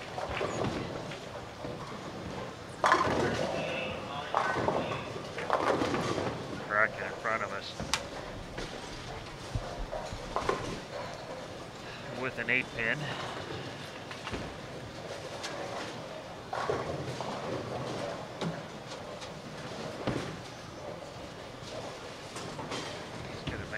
Happen here soon. Can't have that many holes. Starting to throw enough strikes. Got to get rid of the O's.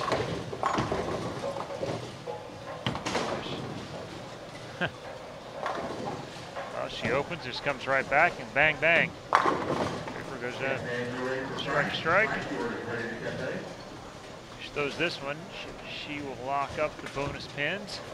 If not, then Rutledge will have to double in the 10th.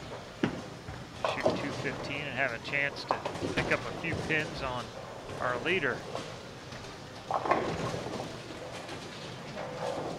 Draper does it, so she'll take home those 30 bonus pins here. Game number 6. The game Rutledge couldn't afford to lose. Draper's going to actually end up, he doesn't strike out in the 10th, she's going to end up making a run on him.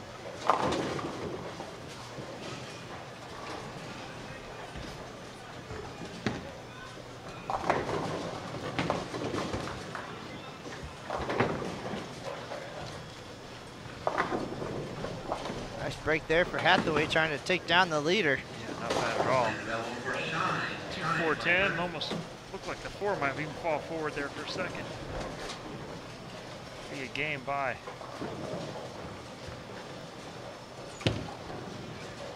Malsby. Shoots 211. Help his cause. He might even move up a little bit.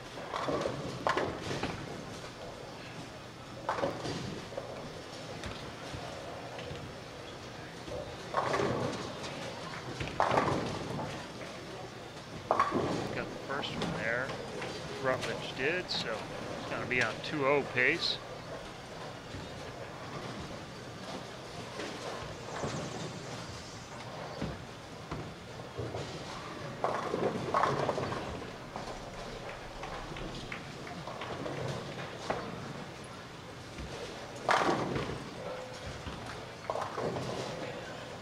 Handicap division, Michael Signo now.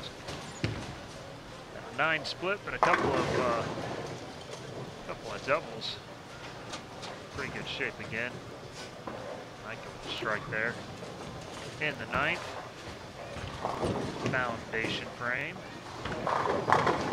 Great shot from Johnson on 12. She's certainly not out of this game. No, she can actually come back and steal this one. She can strike out for 197, which would make Hathaway double in the 10th and beat her. That would be a huge bonus for her, with Rutledge getting beat down there by Christy Draper.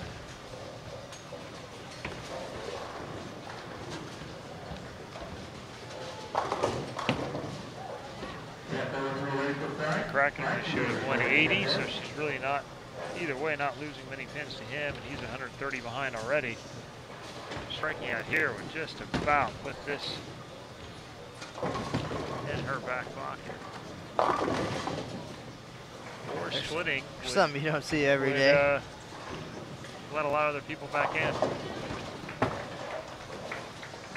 The old 3-7-10.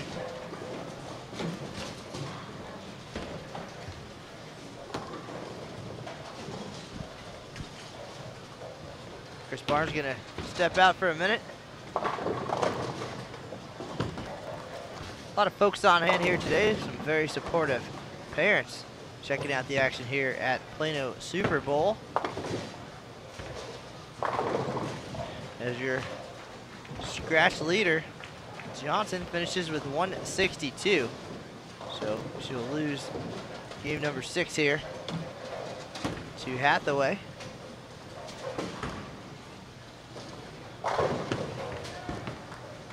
Game 7 coming right up. The handicap division cruising right along. Now, given our setup here, we've been showing 2 pairs of the scratch division. We were hoping to get the scoreboards up, but just not able to with our internet quality today. We do apologize for that. And it is our hope to show the top 2 players in the handicap division as well in their position round. That'll be coming up shortly, but Hathaway with the victory here over the leader, Johnson. We'll have updated standings in just a minute. We do appreciate everybody joining us today. This is Matt Canizaro, Aaron Smith here as well, Chris Barnes. The 9th annual Chris Barnes Thanksgiving Classic, the best of the best, the Dallas-Fort Worth area, almost 300 entries. Vying for thousands of dollars in scholarship money to sponsors here. Columbia 300, Dr. Pepper, Plano Super Bowl. Fantastic host this weekend. 16 players on the scratch side. Cash for a minimum of $80. 17 in the handicap division will get at least $100.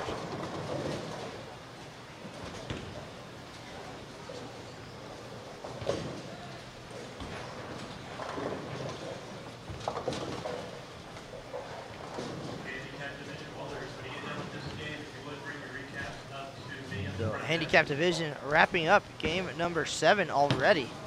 Cruising right along, so they'll tally those scores. Have a short break. Both divisions will start at the same time, so handicappers will take a breather. Again, we talked about the parental support here. Really nice to see all the parents spending the weekend here at Plano Super Bowl. And then we'll wait for the scratch division, game number 7, to get underway in just a minute. Oh, it's one of the best part of the events, obviously. It's great to watch the kids bowl, and then you see them progress from the handicap division up to the scratch division, and then move their way up to where they're competing to win, you know, bigger and bigger prizes every year. But seeing some of the same parents, and they're so supportive, and they give up, you know, they give up a holiday weekend, parts of it, you know, Friday or Saturday and Sunday, and come out here, and kind of becomes an extended part of your family after time.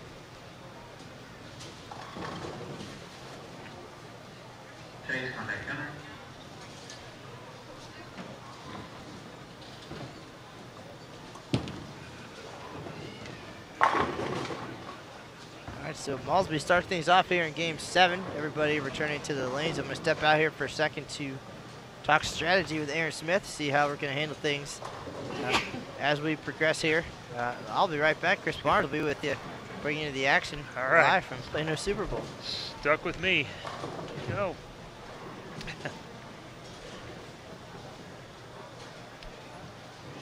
So, 2 games to go. This is kind of set up period here. We'll see what's going on and see who wants to make a move at this thing. If you have any questions for me, you can sign up through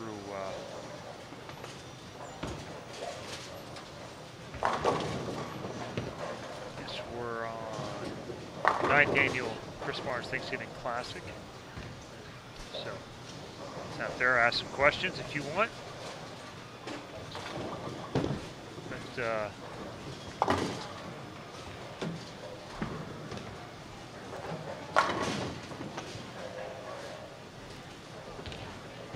handicap division now has gone through 7 games, and we're waiting for the position round. We got to wait for the scratch division to catch up so we can show them all. We'll have a chance to show both the handicap and scratch down at the end here.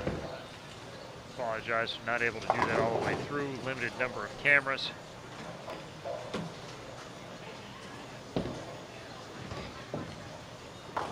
Just happy to have them here and happy to be able to show some of it. An opportunity not had often, and certainly not when I was in junior leagues. See in front of us, Alistair Rutledge having one get away from him. He needs a big game here coming down the stretch. Early open's not what he was looking for.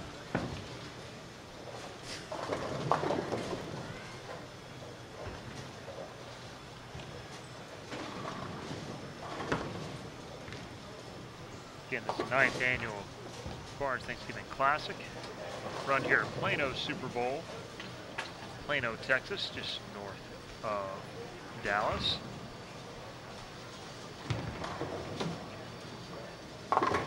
Hosted by Jamie Brooks, but Chris Johnson, former tour player, Chris Johnson, and husband of Stephanie Nation Johnson, instrumental in putting all the details together this year. Great job of getting this to run so smoothly. The youth coordinator Joyce, she does a fantastic job too. Thank our sponsors, Dr. Pepper and Columbia 300. Without them, it'd be a lot less money in this prize fund for the kids. So, encourage you to support our sponsors whenever we can. Maybe in bowling we don't do quite enough.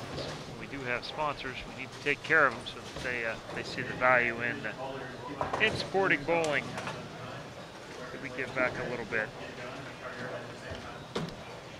So, 185 and above after 6 games. Caitlin Johnson, 13:38 with a 60-pin lead, 63-pin lead over Alistair Rutledge. Taryn Gray, just 6 pins behind them. Christy Draper, only 9 pins behind her at 1260, 78 pins back. Micah McCracken at 1226. He is 112 back. Gonna have to have a big game here to get in this. Parker Capra, 1177. Ashley Hathaway, 1153. And Nathaniel Malsby, 1057. A couple players, there's still probably as many as 5 players that still have a chance in the scratch division to sneak their way up into a chance to win this.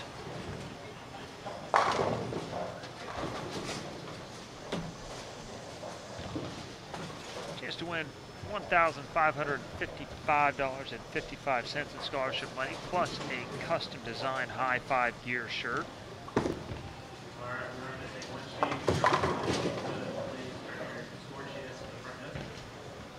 Nice shot there by Alistair. Gonna need a bunch more of those. Richie Johnson down there on the other end, spare, and 8 ones. Early open. She's having a hard time with her thumb, hard time getting out of it.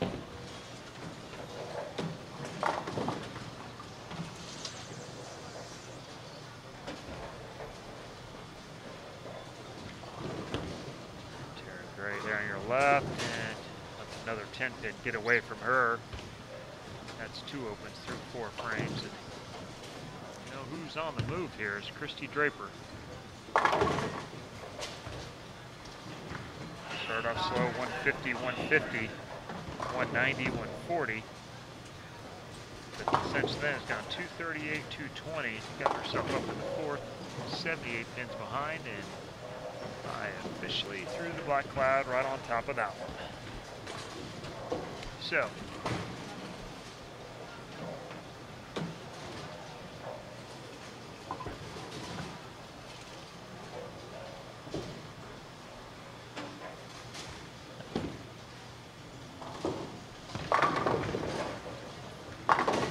Chris, we're in game number 7 here. We just need to make it through another game and a half here with our technology holding up, hopefully.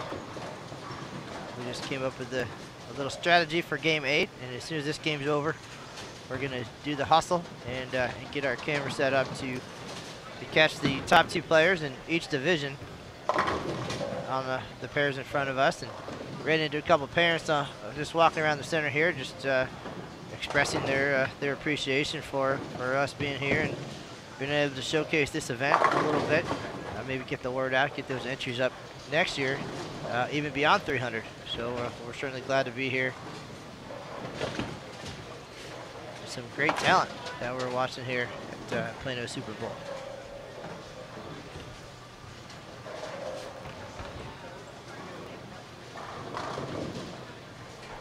watching Taryn Gray. Nice shot there.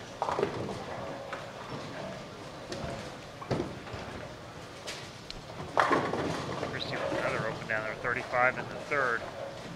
Struggling, Micah McCracken.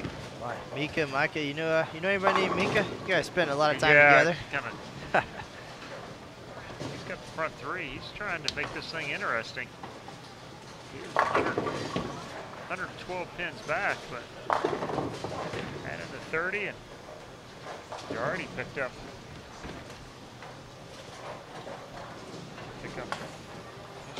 45 already this game.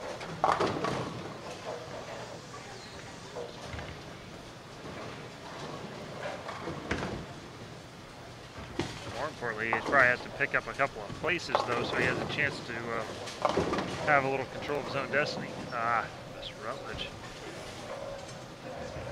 Johnson with a good lead coming into game number 7 here, but certainly making this much more difficult on herself than she was probably hoping. Looks like her hand's having some issues. So.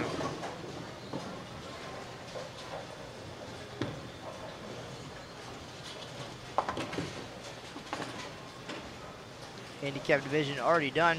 Just waiting for Things to wrap up over here before going into the position round.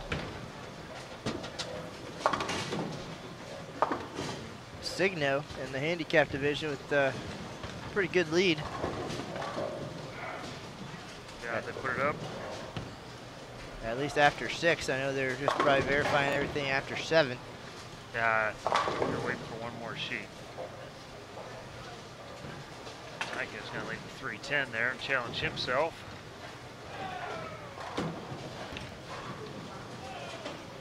Draper with a 4.9. Not a particularly good break for her either. Rutledge with a good opportunity to make a move on Johnson here, but not faring too well. Great shot there, leaves the 10.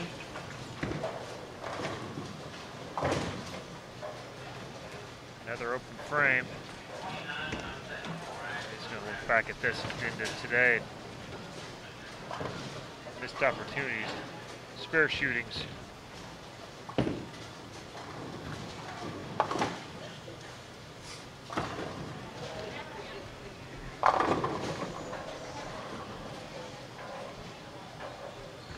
Almost got that one in enough to strike. Spare. Rutledge here in front of us, 76 in the 5th, spare in the 6th. Yeah, not good. And Johnson down on 7 and 8, still has not struck. 54 in the 4th. So Rutledge not taking too much advantage of Johnson's struggles. No.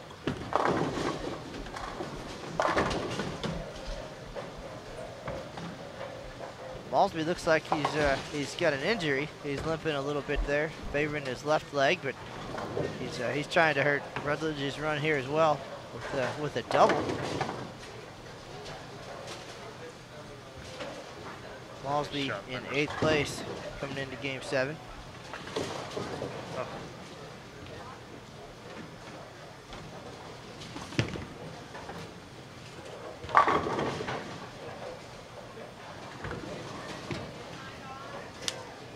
See some players getting in now and starting to be able to create a little bit of space. Particularly Draper probably has as good a look as anybody in the building right now.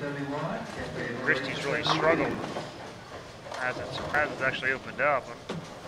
I'm here looking at her hand a lot. I'm not sure she's having a hard time repeating or if she's just gotten herself out of whack. And sometimes leading by a lot is harder than when it takes you out of your moment. You get out of attack mode sometimes and go into defensive mode, and not much good can happen from there. Leads aren't easy enough for that, so in defense mode you start leaving things you can't make. At the very least challenge you. In this case just 3-6, but she converts.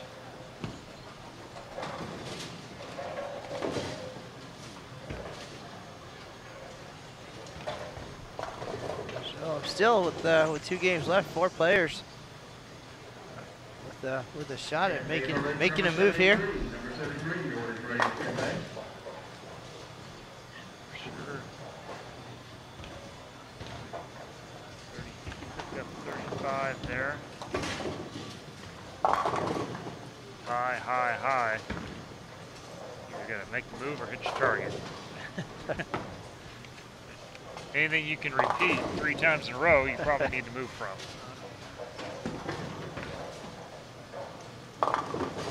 No.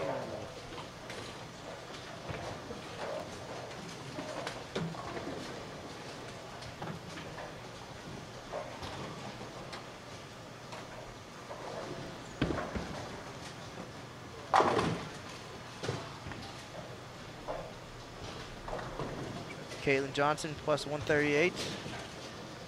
Alistair Rutledge plus 75. Taryn Gray not far back at plus 69. Christy Draper plus 60. So a lot can happen here. 30 bonus pins this game, certainly going to be very important. Johnson still has not struck through 6 frames.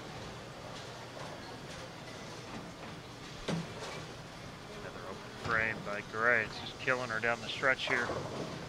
The spares are starting to pile up. So Draper here with a pretty solid game in Game 7 could actually move into second place here. Rutledge with his third split of the game.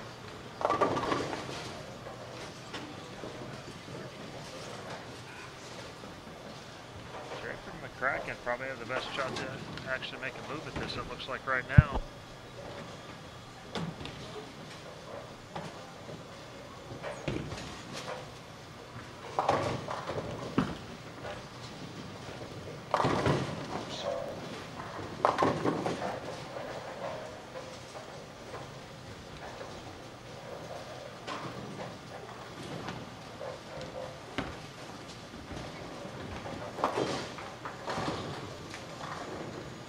Taryn Gray will be in the 150s. She's shut out here, so she's not going to catch any bonus pins.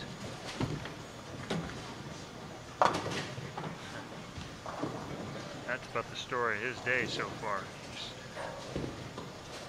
The good shots are penalized and the bad shots are penalized. Johnson with her first strike of the game. So she's on the board down there on 7 and 8. We are behind lanes 11, 12, 13, 14. Johnson with 92 in the 6th, working on a strike in the 7th. She is your leader.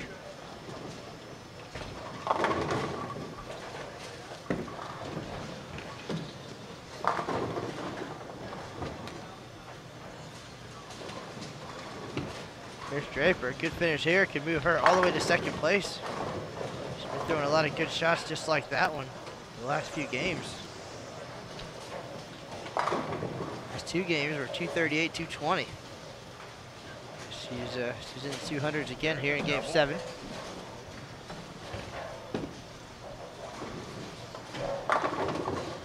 Christy Johnson siding. Caitlin Johnson, sorry. 12.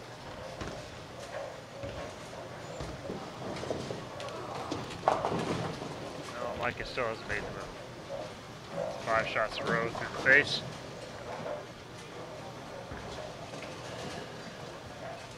Can be frustrating at an early 3-bagger. You think you got it lined up, but at some point you just can't keep beating the same one.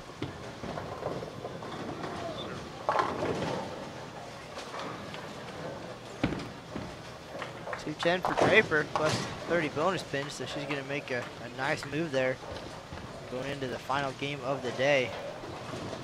Rutledge was in second place coming into Game 7. Johnson still has a chance to shoot 212. 212. A 78-pin lead. That would be that'd be a tough one to overcome for anybody. Have to win a game by 50 to 48 in the last game, but way to go here. Micah strikes out. She shoots 2-0. That match could go either direction. He finally made the move there. On the 10th pin, of course. Max scored down to 197, 187 pace.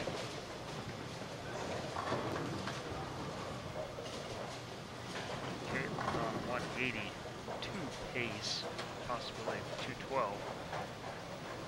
So 155 is going to be a killer for Rutledge here. Chris Draper goes to plus 100. She'll jump into second place. And Rutledge and Gray both losing pins here in game number 7. Yeah, anything could happen here. This last couple frames for Johnson really changes what happens in game 8. Strikes out here. The extra bonus pins plus the other 30 pins. She all goes up on top, and she ends up with a big window for the final match. She misses a couple times here, and McCracken beats her in the final for the bonus pins. And she snaps the 10 out.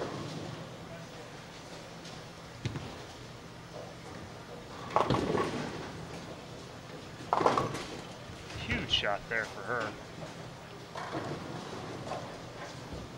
puts her at the low 190s.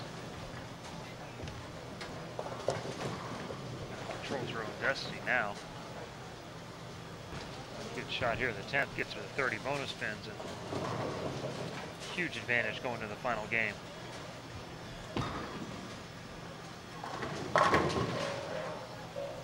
Strike there by Malsby. He's going to win that game at 30 bonus spins, and I think he's going to crawl up into the spot. Not sure. Wow. What a great finish down there. No, I mean, just nothing through 6 frames. One open, all spares. Looks like she's dead in the water. Throws the back 4. Shoot 2-0, locks up points, 30 bonus spins. Certainly after 3 frames with McCracken starting with 3 in a row. Just crushes his. Yeah. At one point he was within 40 of the lead for 3 frames, and now he's back to being, he's actually going to be 150 out now. The game to go.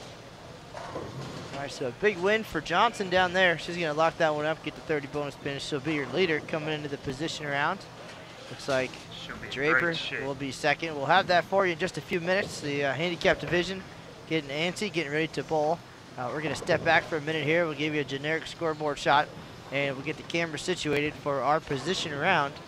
We'll have that for you and more in just a few minutes. Thanks for joining us. Matt Canizaro, Chris Barnes, Aaron Smith. We'll be back in just a few minutes.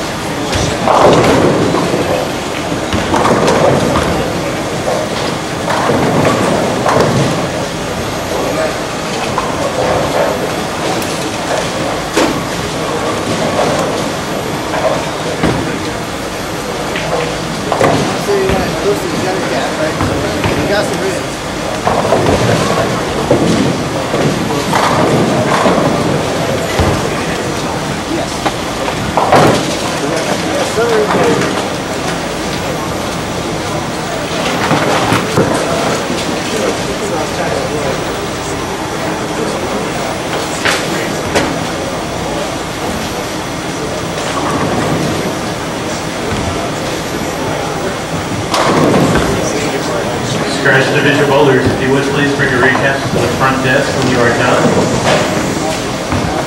We're going to take a little break. If the score is done, then we'll come back for position round. You will get, I'll give everybody 3 balls on each lane that they're bowling on. Or on, I should say, both lanes that you're on.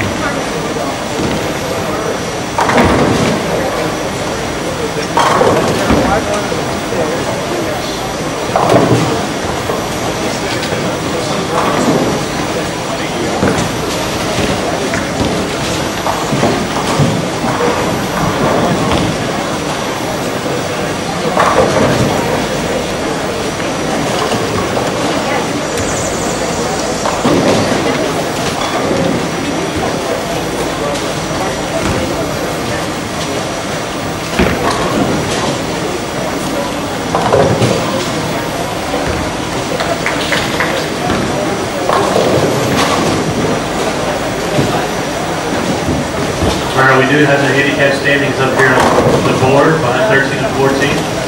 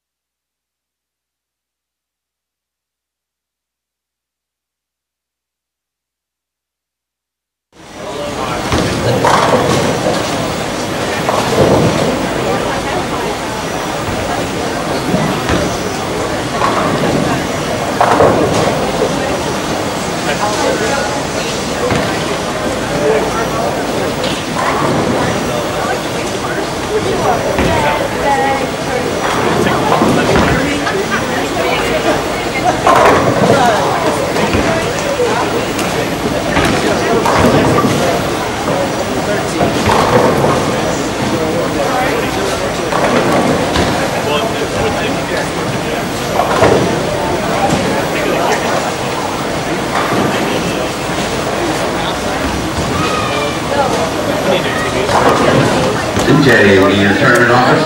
Scales along.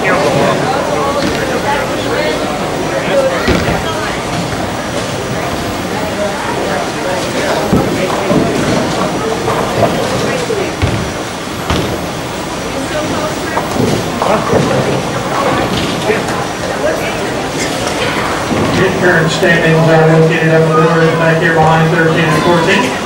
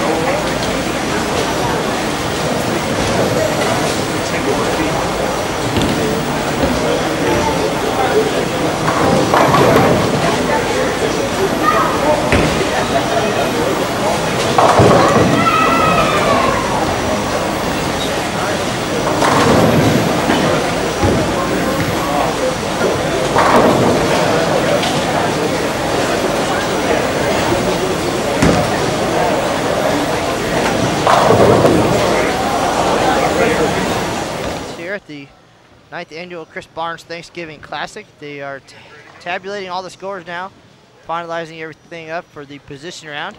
So we'll know what's what. We're going to show you here the top 2 players in the scratch division and the top 2 in the handicap division. Aaron Smith's gonna work the magic here. We'll try to get those scoreboards for you in and out as well, so we'll know what's happening. I do have the 185 and above scratch division standings. As of right now, our leader, Caitlin Johnson, 1581. Christy Draper moved all the way up from 4th to 2nd with 3 big games. She shot almost 670 the last 3 games, 3 wins. She's in 2nd at 1506.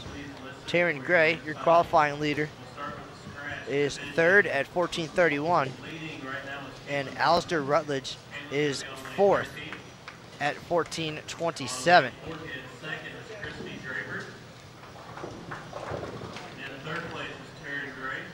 In the handicap division, Michael Signo is your leader. Came in with a 173 average. That's the handicap division, so he's leading at 1531. 2nd is Veronica Pryor at 1454. Alexandria Ford, 1390. And 4th is qualifying leader Caden Witt at 1374. But it's real tight there between 4th and 7th place on the handicap side, so should be an exciting position round. Looking forward to that. Chris Barnes will be back in the booth with us as well.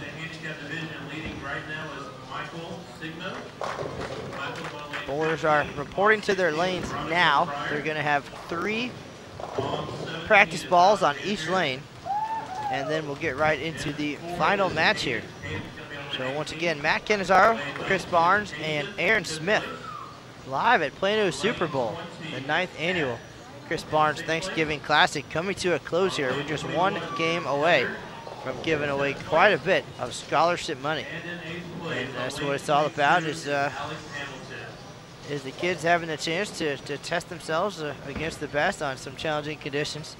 and put away some money towards college. Okay, bowlers, when you get done bowling your game, if y'all want to stick around. We appreciate everybody being here. And we'll be underway in just a couple minutes. Chris Barnes is back in the booth. Aaron Smith Not 3 frames, 3 shots will be on each lane working the controls. that you're on. So you'll have 6 shots total. Top prize in the scratch division, again, 185 and above. $1,555.55 on the handicap side. 13, 11, 11. And 5th place.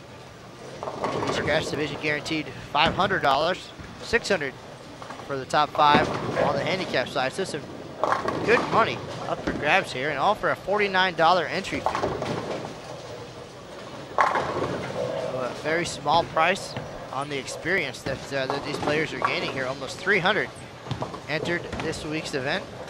I did have an opportunity to purchase a ball at a very discounted rate, if they so chose. So only 300 made that deal happen, and thanks to Steve Sabina for being around and helping make that whole thing come together. Pretty interesting scenarios here. You got Christy Draper, who's going to have to win by 45. Tall order. That big finish that Caitlin Johnson had at the end really changed that whole thing around. At game 7, Johnson looked like she was way down and out. Didn't strike through 8 frames, I believe, and then she finished strong and came away with a big win. And that solidified her top spot and a pretty sizable lead going into the final game here. So she's probably feeling pretty comfortable. Certainly not runaway yet, but got to feel pretty good with that finish. Good confidence coming into game 8. Yeah, the real moving happened from spots 3 through 6. They all within 31 pins of each other, and there's some pretty significant differences between third and 6th as far as his money. 850 down to 400, so for a little bit of cash here that last game. And then on the handicap side, you got Michael Signo. He's got a pretty sizable lead. He's got 77 pins. He also has quite a bit of breathing room. He's bowling Veronica Pryor. Veronica actually has the higher average, so she has to beat him by an additional pin on top of what's there.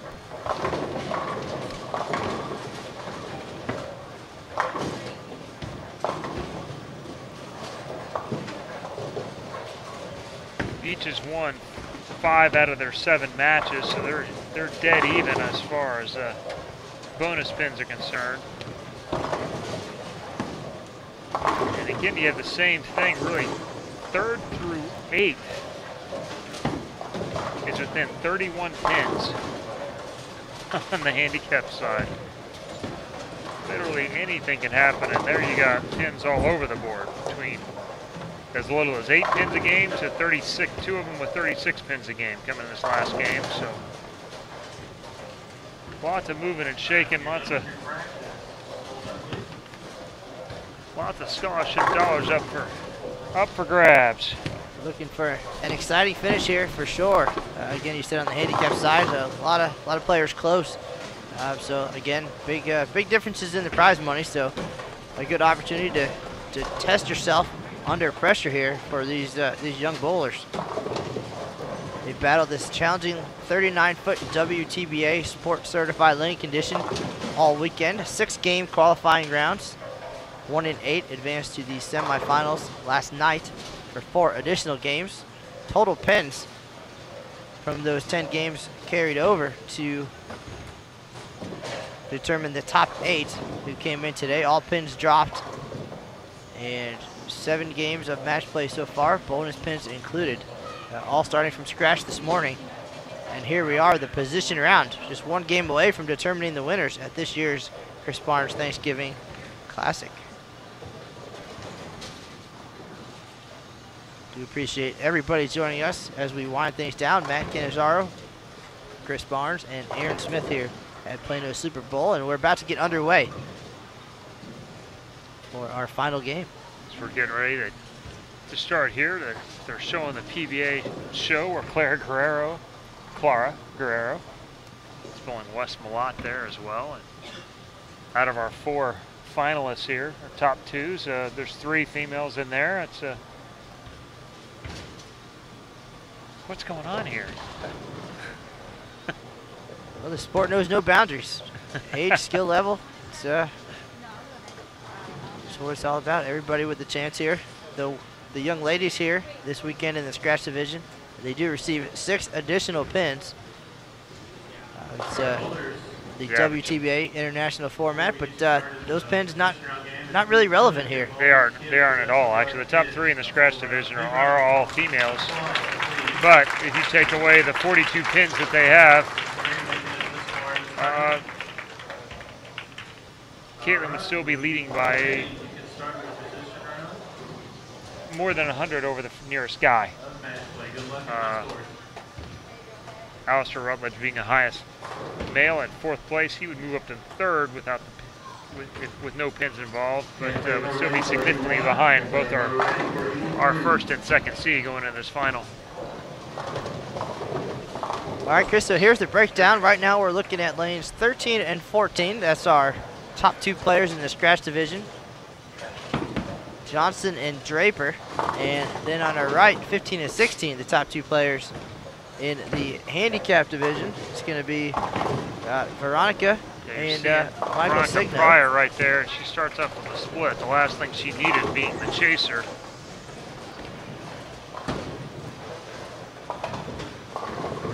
We'll work 77 pins behind, and Signo threw an early strike, so really getting herself behind now.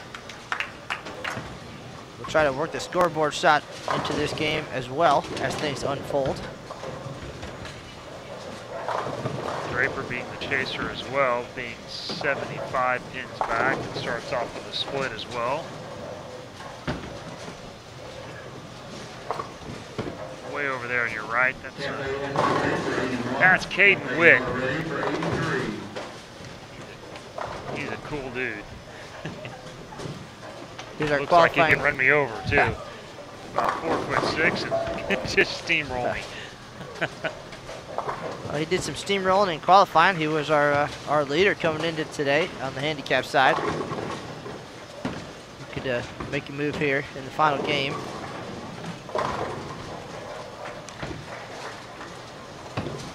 Strike down there.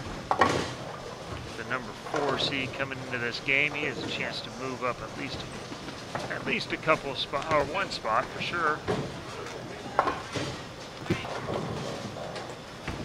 Open there.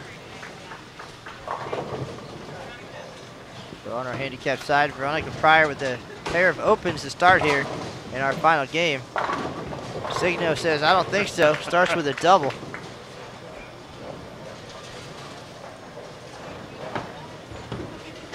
So he's just trying to hold on here, fight off the rush. Johnson stepping up on 14, kind of in the same situation. Starts with a strike, so she's to pretty much play it safe here.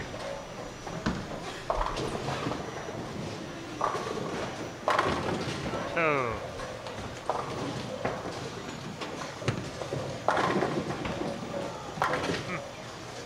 The leader's going out and just taking care of business. Bang, bang, bang. 3-bagger. Up 28 in the match. Sorry, more than that. Cafe is ready for number 83. Number 83, your order is ready for Cafe. Big trouble there.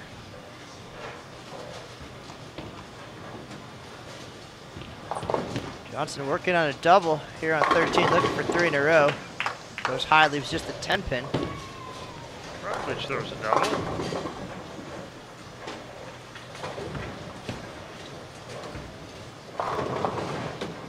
Rutledge in 4th now, about 140 back.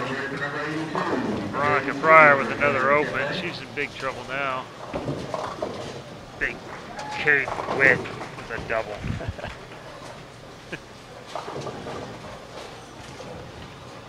But Chris, you mentioned earlier some of these players, you've gotten the chance to watch them progress and grow up at this event, of course, the 9th annual. Anybody really stand out to you as really just the big progress? Yeah, I mean, there's a few that have, obviously. I've seen Alistair over a few years. He's obviously keeps getting better. Micah continues to improve from very rough to now. He's smoothed out a lot of the edges. You know, his issues today primarily were matching up kind of things, and that's an experience part that this is supposed to help provide. So it happens. So hopefully you make mistakes that it happens here rather than in a junior gold. You know, here it costs you a couple $100 in scholarship money, and hopefully that it pays off so you can make junior Team USA versus missing junior Team USA, where there's some really big advantages, some really cool things to get to be a part of.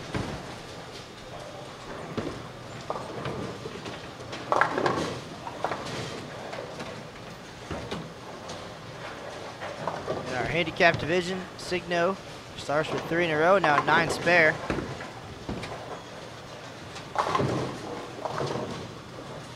Take a look at that. Veronica Pryor, his opponent this game. Signo with the 7-10.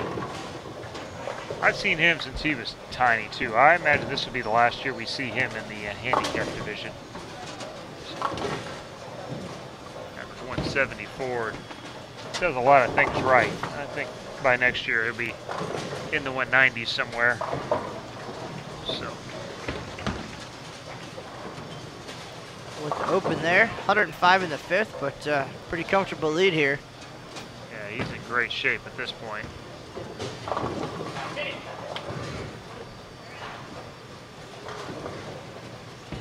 Scratch leader Johnson stepping up on 14. It's really impressive how she battled back in the games where she struggled and made something out of nothing a couple of times. It's so easy when the momentum goes the other way and you have the lead and you start feeling like you're losing something. Not just bowling bad, which is hard enough, but that something was yours that's being taken away, and she stepped back not once.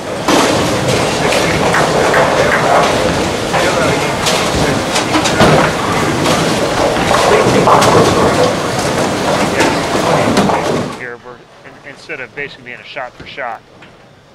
Well, she's clearly very solid fundamentally. The mental game, very important as well. And to battle back like she did in Game 7 with the lead potentially on the line. And she did. She came away with that win, and now she's very comfortable with 4 strikes and 5 frames here. And that's going to be probably too much for Draper at this point. But again, as we saw a game ago, anything really can happen.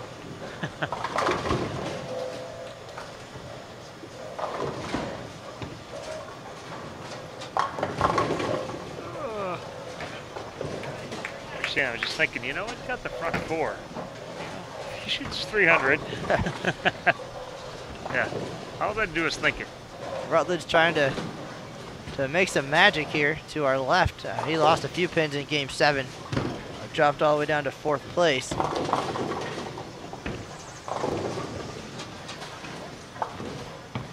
On the scratch side, top prize, $15.55.55. Second place, $1,000. $850, $750, and $500 for 5th place. On the handicap side, 13, 11, 11. 1,000 for second, $850, $700, and $600 for 5th place. So we're talking about real money here, Chris. Counts to me. I don't know. Hopefully some of them think so.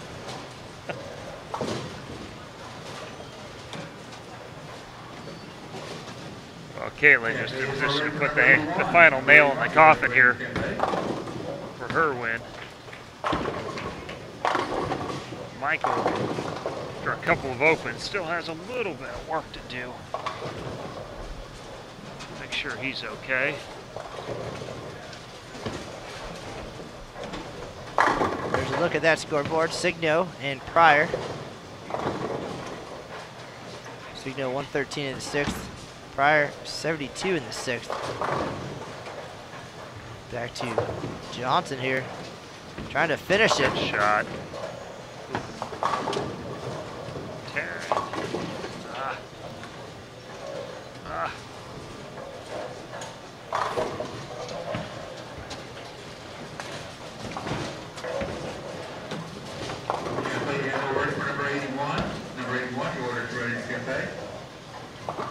Chris, these players worked hard all weekend in a very challenging lane condition, and certainly a great experience more than anything. The chance, as you said, to really test yourself and test yourself in the situation, and in some cases the opportunity to learn from those mistakes before you're on the really big national stage.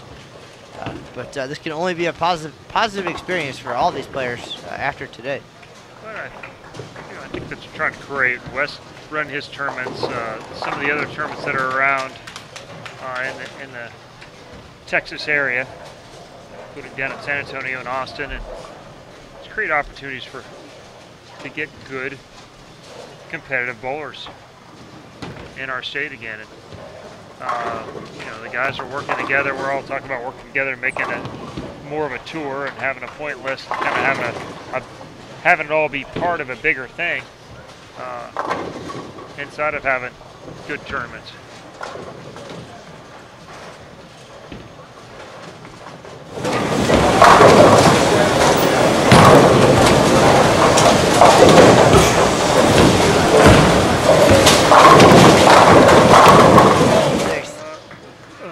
Draper with 92.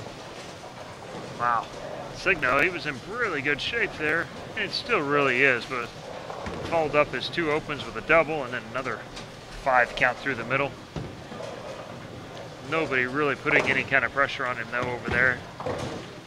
He is going to earn his championship this year. I'd like to get a few more than that there though.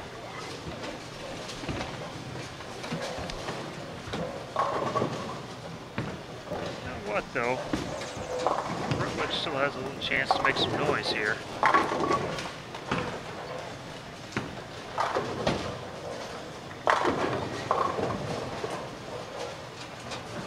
Too far back of Caitlin to catch her, but maybe enough to get to second.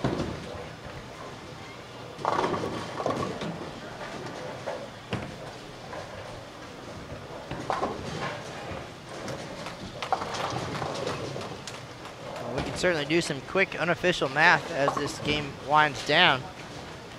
And we'll have the final standings pretty winner quickly. Of the match on 11 and 12 will move up to third automatically. Only 4 pins apart there. The players behind them are not shooting much, so they're not going to go around them. Rutledge would have to beat Draper by 49 pins to go around her, and right now he's got every bit of that lined up. Customer service 47, please. Stay with us. Customer service, dead ball 26. Handicap side's a little harder to figure out with all the bonus pins and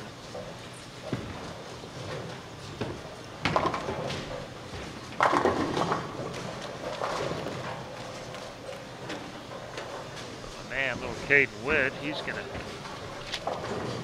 shoot 170 on his 138 average. He's gonna have a little game here. 77 plus 36 pins a handicap is 213.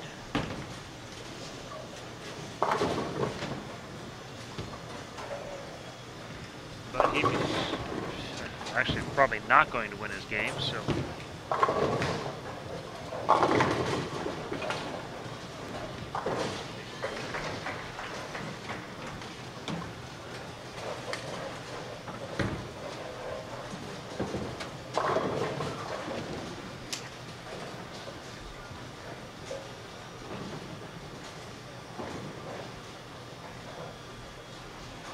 Shots everywhere.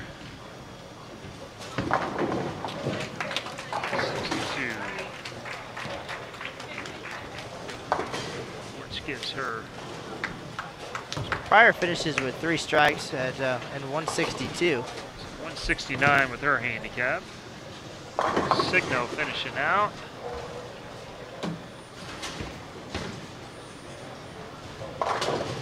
We'll have a look at that scoreboard in just a minute after Signo wraps things up. He gets the first one in the 10th there.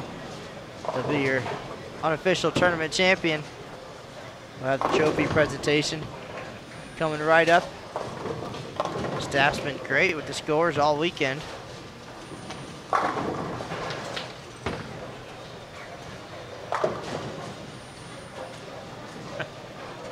Signo playing to the camera a little bit. He earned it. I think that was a big shot for him there. I think he needed that one to. No, he's still got a shot here. 60. Hit her by 49, by 50 basically. So 60's got to shoot 209. Got a spare and double in the 10th. Oh. Uh-oh. 9 splits will cost you a lot of money in your lifetime. This game looked really good through 7. Well,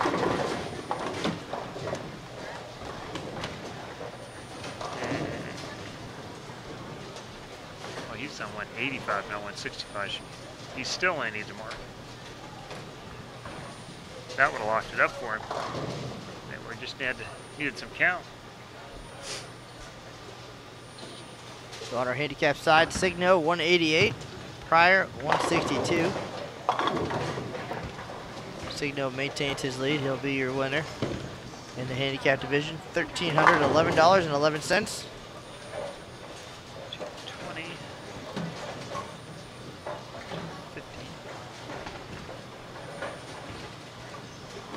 And Alexandria Ford is going to go around Veronica Pryor for 2nd place, it looks like.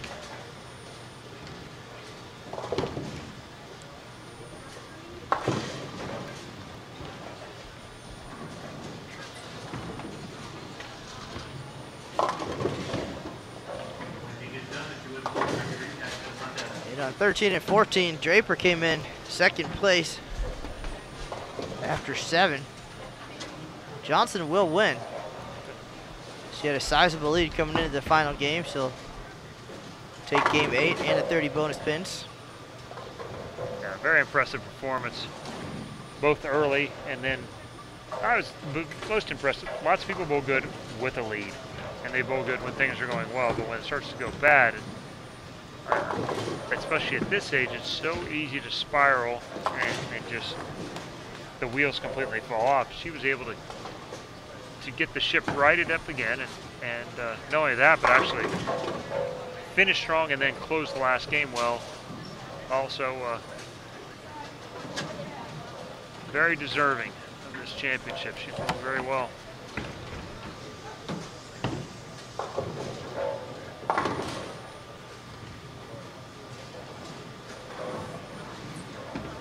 So up on the TVs, you guys can't see him, but we got Clara Guerrero, Cheetah Championship on ESPN right now. The current generation, the debut of the Blue Oil. And then, of course, in person, we're watching the next generation. We could be watching the next Clara.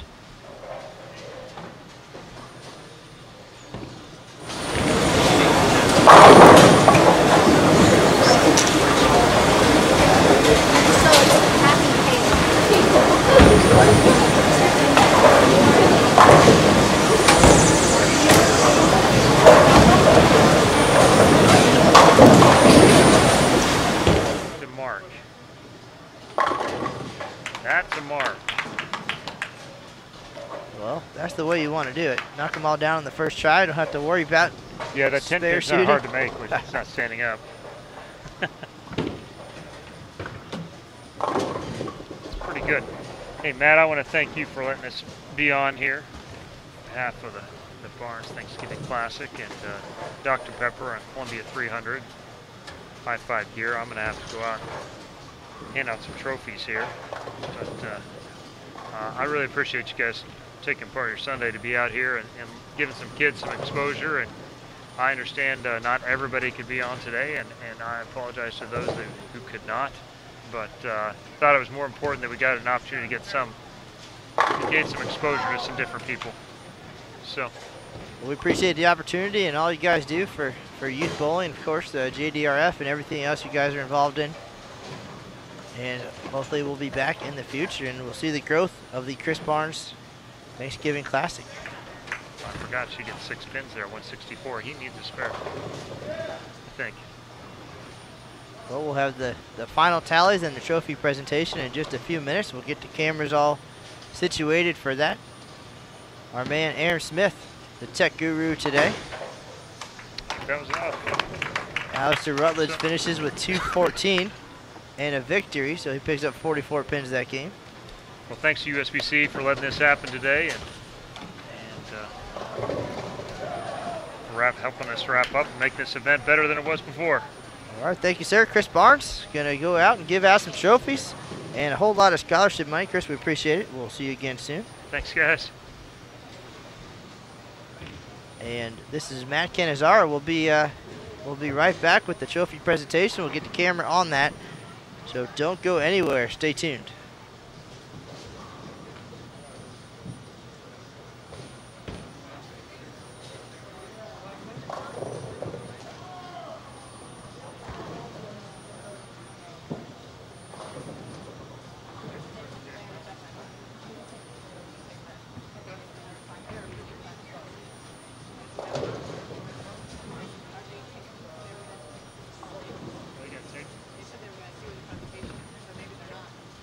Hey, Matt, are you going to do the presentation?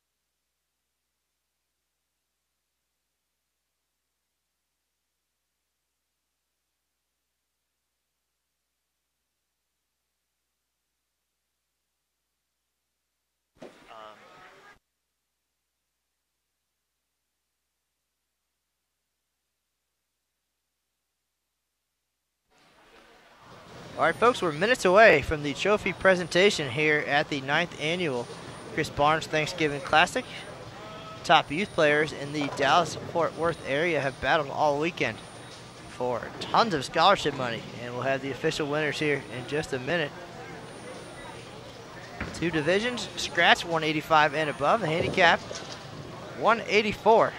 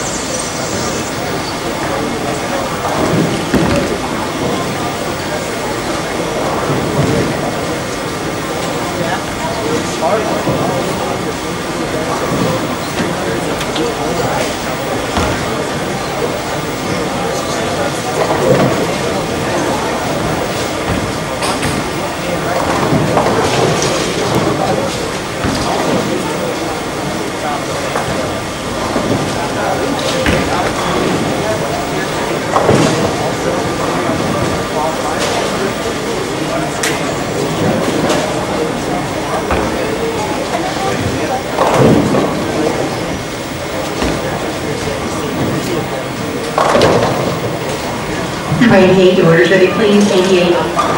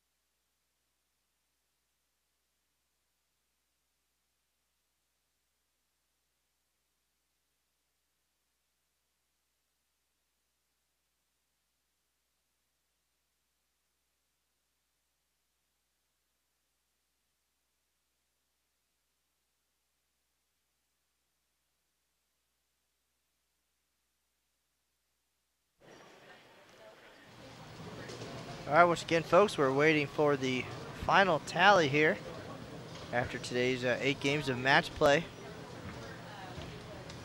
We'll give out some awards here in just a minute, so we appreciate your patience. Thanks for joining us. Chris and Linda Barnes on hand to give out the awards, and we'll have that for you in just a minute. Thanks.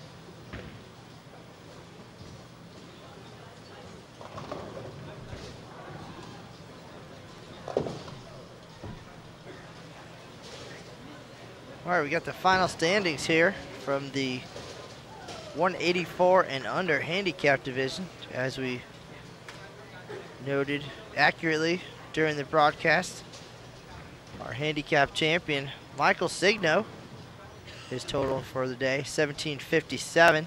Second place, Alexandria Ford made a move there, 1640. Veronica Pryor goes from second to third at 1623. So Signo will take home $1,311.11. Ford earns $1,000 and $850 for Veronica Pryor. Fourth place, Caden Witt. Fifth, Cottrell Klein. Sixth place, Heather McCann. Seventh place, Kaysen Stickler. And eighth place, Alex Hamilton. So eighth place will earn $300, $400 for seventh, $450 for sixth, $600 for fifth, $700 for fourth. So you know it's from Keller, Texas. He bowls at Show Place in Euless. Ford all the way from Bartlesville, Oklahoma. The results to come back in. I want to take a moment and there's some people we need to thank. First of all, not every place, and as we know with some of the new acquisitions and new ownerships of larger chains, not every bowling center is open or available to have tournaments like this. Thanks. So first of all, I'd like to thank Plano Super Bowl for opening their doors and letting us have this tournament in their place.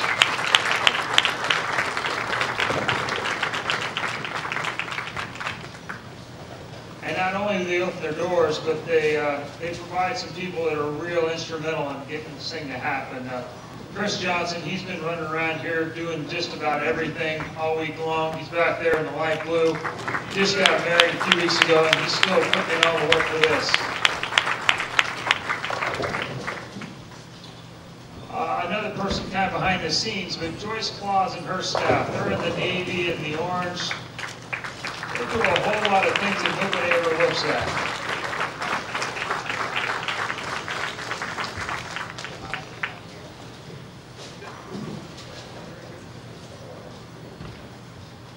And then as we mentioned earlier, Dr. Pepper kicks in a pretty sizable fund for us.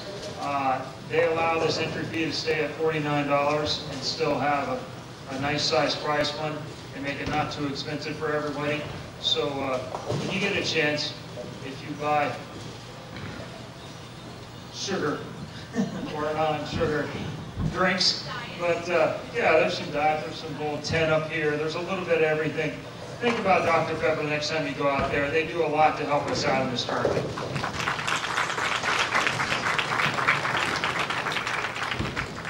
And in addition to that, Columbia 300 has been a big sponsor of ours, and going along a step further with charities and events like this, things that they don't have to sponsor because they do so many other things within the community. But Columbia 300 does a lot to make sure that our junior event stays running year after year and that we have plenty of product. So again, think of them the next time you go look at a bowling ball as well.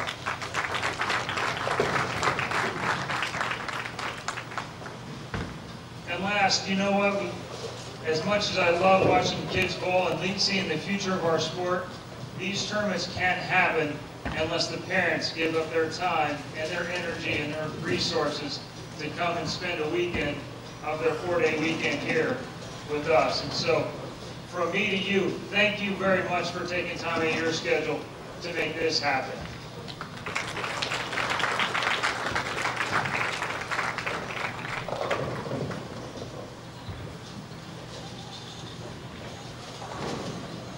And I've thanked everybody else, so she probably thinks I forgot about her. But the one that's down here in the black and pink, she helps out with this thing a little bit too. And so she'd come out here and help me hand out trophies. I appreciate it. My wife, Linda Barnes.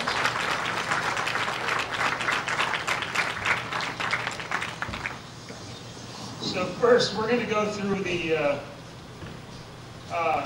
we're going to go through all the standings. So let everybody. Handicap division, finishing in 8th place, all the way from Barling, Arkansas, Alex Hamilton, and a $300 scholarship.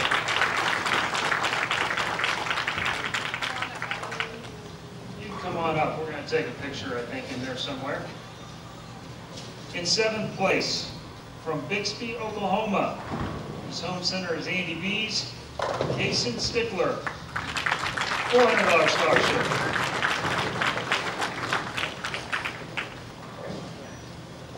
And all the way from San Antonio and Bandera Bowl, 6th place, Heather McCann.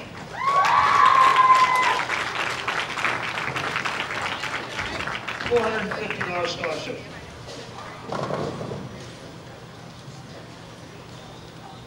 And then all the way from McKinney, Texas and Plano Super Bowl. Katria Klein, 5th place, $600 scholarship.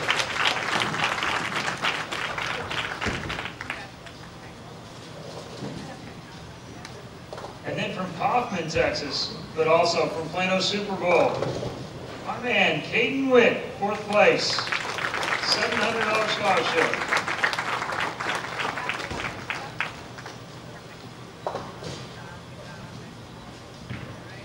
In 3rd place from Allen, Texas, she bowls at Allen Bowl, Veronica Pryor, $850 scholarship.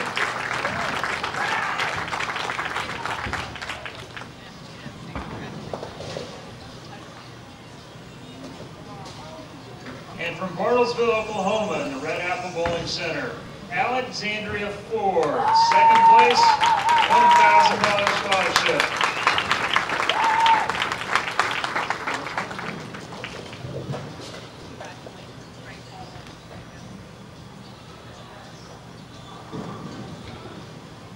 And your 2013 champion of the Barnes Thanksgiving Classic goes to Michael Signo from Keller, Texas. Short place shoeless, $1,311.11.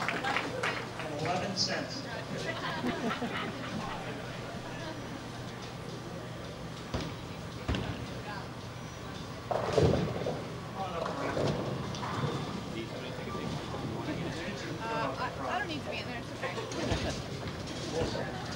But I always sit up.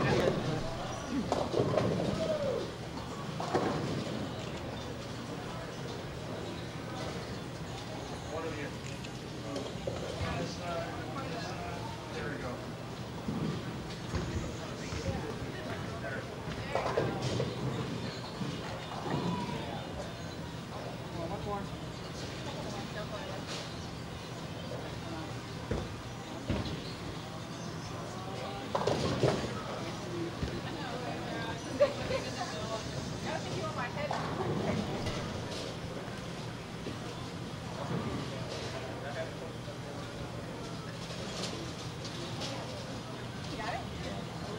right, folks, this is the handicap division here at the 9th annual Chris Barnes Thanksgiving Your Classic. 184 and under handicap division winners. Your champion Michael Signo taking home $1,311.11. Michael, hang out here for just a minute, because you've been bowling this tournament for a few years, all right? What's your favorite part about bowling this tournament? The ending. You mean when you win? You like that part? The match play. You like the match play. All right, what do you like least about this tournament? Pain. The pain? Oh, actually paying the entry fee? Thank God. I've already got this whole thing figured out. All right. Michael, congratulations. It's great to watch you. Every year you keep getting better and better. I have a feeling this will be the last year you get to bowl in the handicap division. I imagine next year you'll be beating up on the scratch side. Congratulations, Michael. All right, there's your champion in the handicap, 184 and below. Michael Signo from Showplace Euless. Get a picture.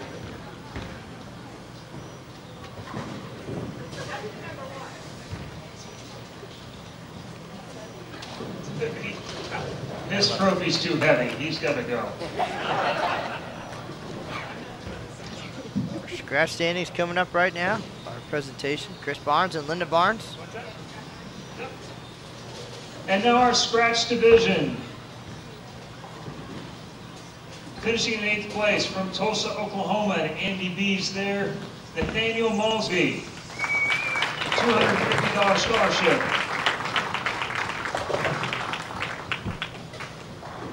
Looked like you were battling through pain there the last few games. You all right? All right. In 7th place from the Colony, and right here in Plano Super Bowl, Ashley Hathaway. $325 scholarship.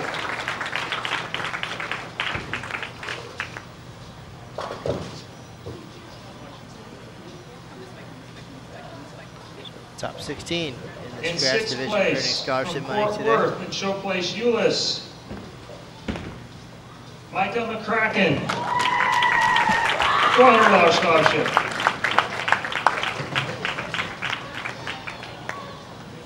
Now you get coached by Paul Fleming, don't you? Nice job overcoming that. Well done.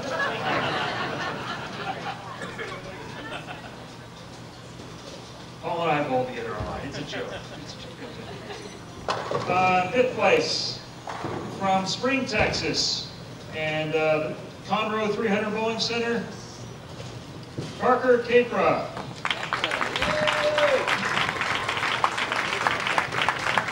Capra. I get it wrong, no matter which way I went.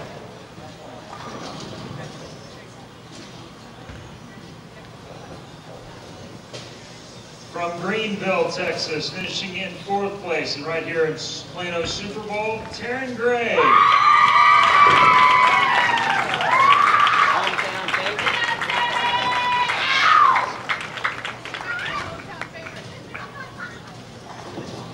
That was for a $750 scholarship. Now in 3rd place from McKinney and here in Plano Super Bowl, Christy Draper. $850.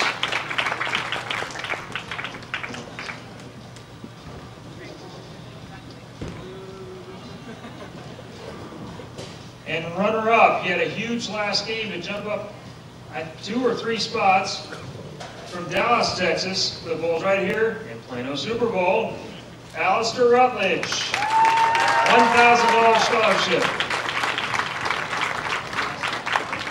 Runner-up, Alistair Rutledge made a big move in game 8. $1,000 to him. And our champion, and yes, she did get 6 pins a game, and no, she didn't need any of them. From Beaumont, Texas, and Crossroads Bowl, Caitlin Johnson, $1,555.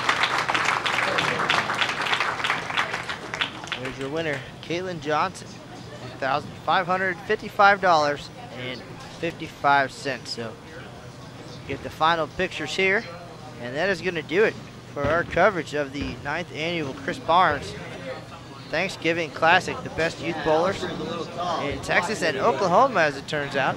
Come a long way to bowl for a lot of scholarship money and a great opportunity. Some challenging lane conditions, a long weekend. A lot of support from the parents, the sponsors, Dr. Pepper and Columbia 300, and of course Chris and Linda Barnes. Chris Johnson, the manager here at Plano Super Bowl, on his staff. A fantastic weekend, very speedy with everything, and the event went very well. We do appreciate it. Glad to have this opportunity to showcase some of the best youth bowlers in the Southwest.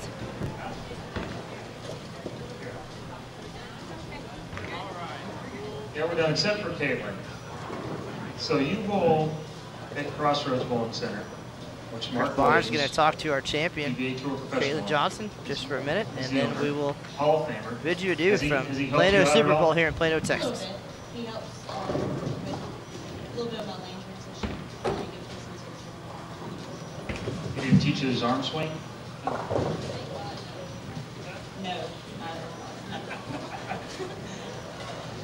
Does he put out sport patterns for you to practice on? No. Does your high school team play there? We don't have a high school team. Actually, Well, I want to congratulate you. It was a great performance today. You got off that big lead early. What went through your mind when it started to go the wrong way? I kind of forgot that I was going against people, and I was just going against the lanes. And I just focused mainly on transitions and my adjustments. I didn't think about the people or what they were going. Actually, I didn't realize I was in the first game of the day until the last game. So I was just focused on what I had to do. Well, it was one of the most impressive things I saw, because when it starts going the wrong way, especially at this age, it can tend to just really spiral out of control, and you finished a lot of matches. You finished game 6 very well, and then your finishing game 7, I thought, was key to the whole tournament. Congratulations, what a great finish. Your champion, Caitlin Johnson. Caitlin Johnson, winner here at the 9th annual Chris Barnes Thanksgiving Classic.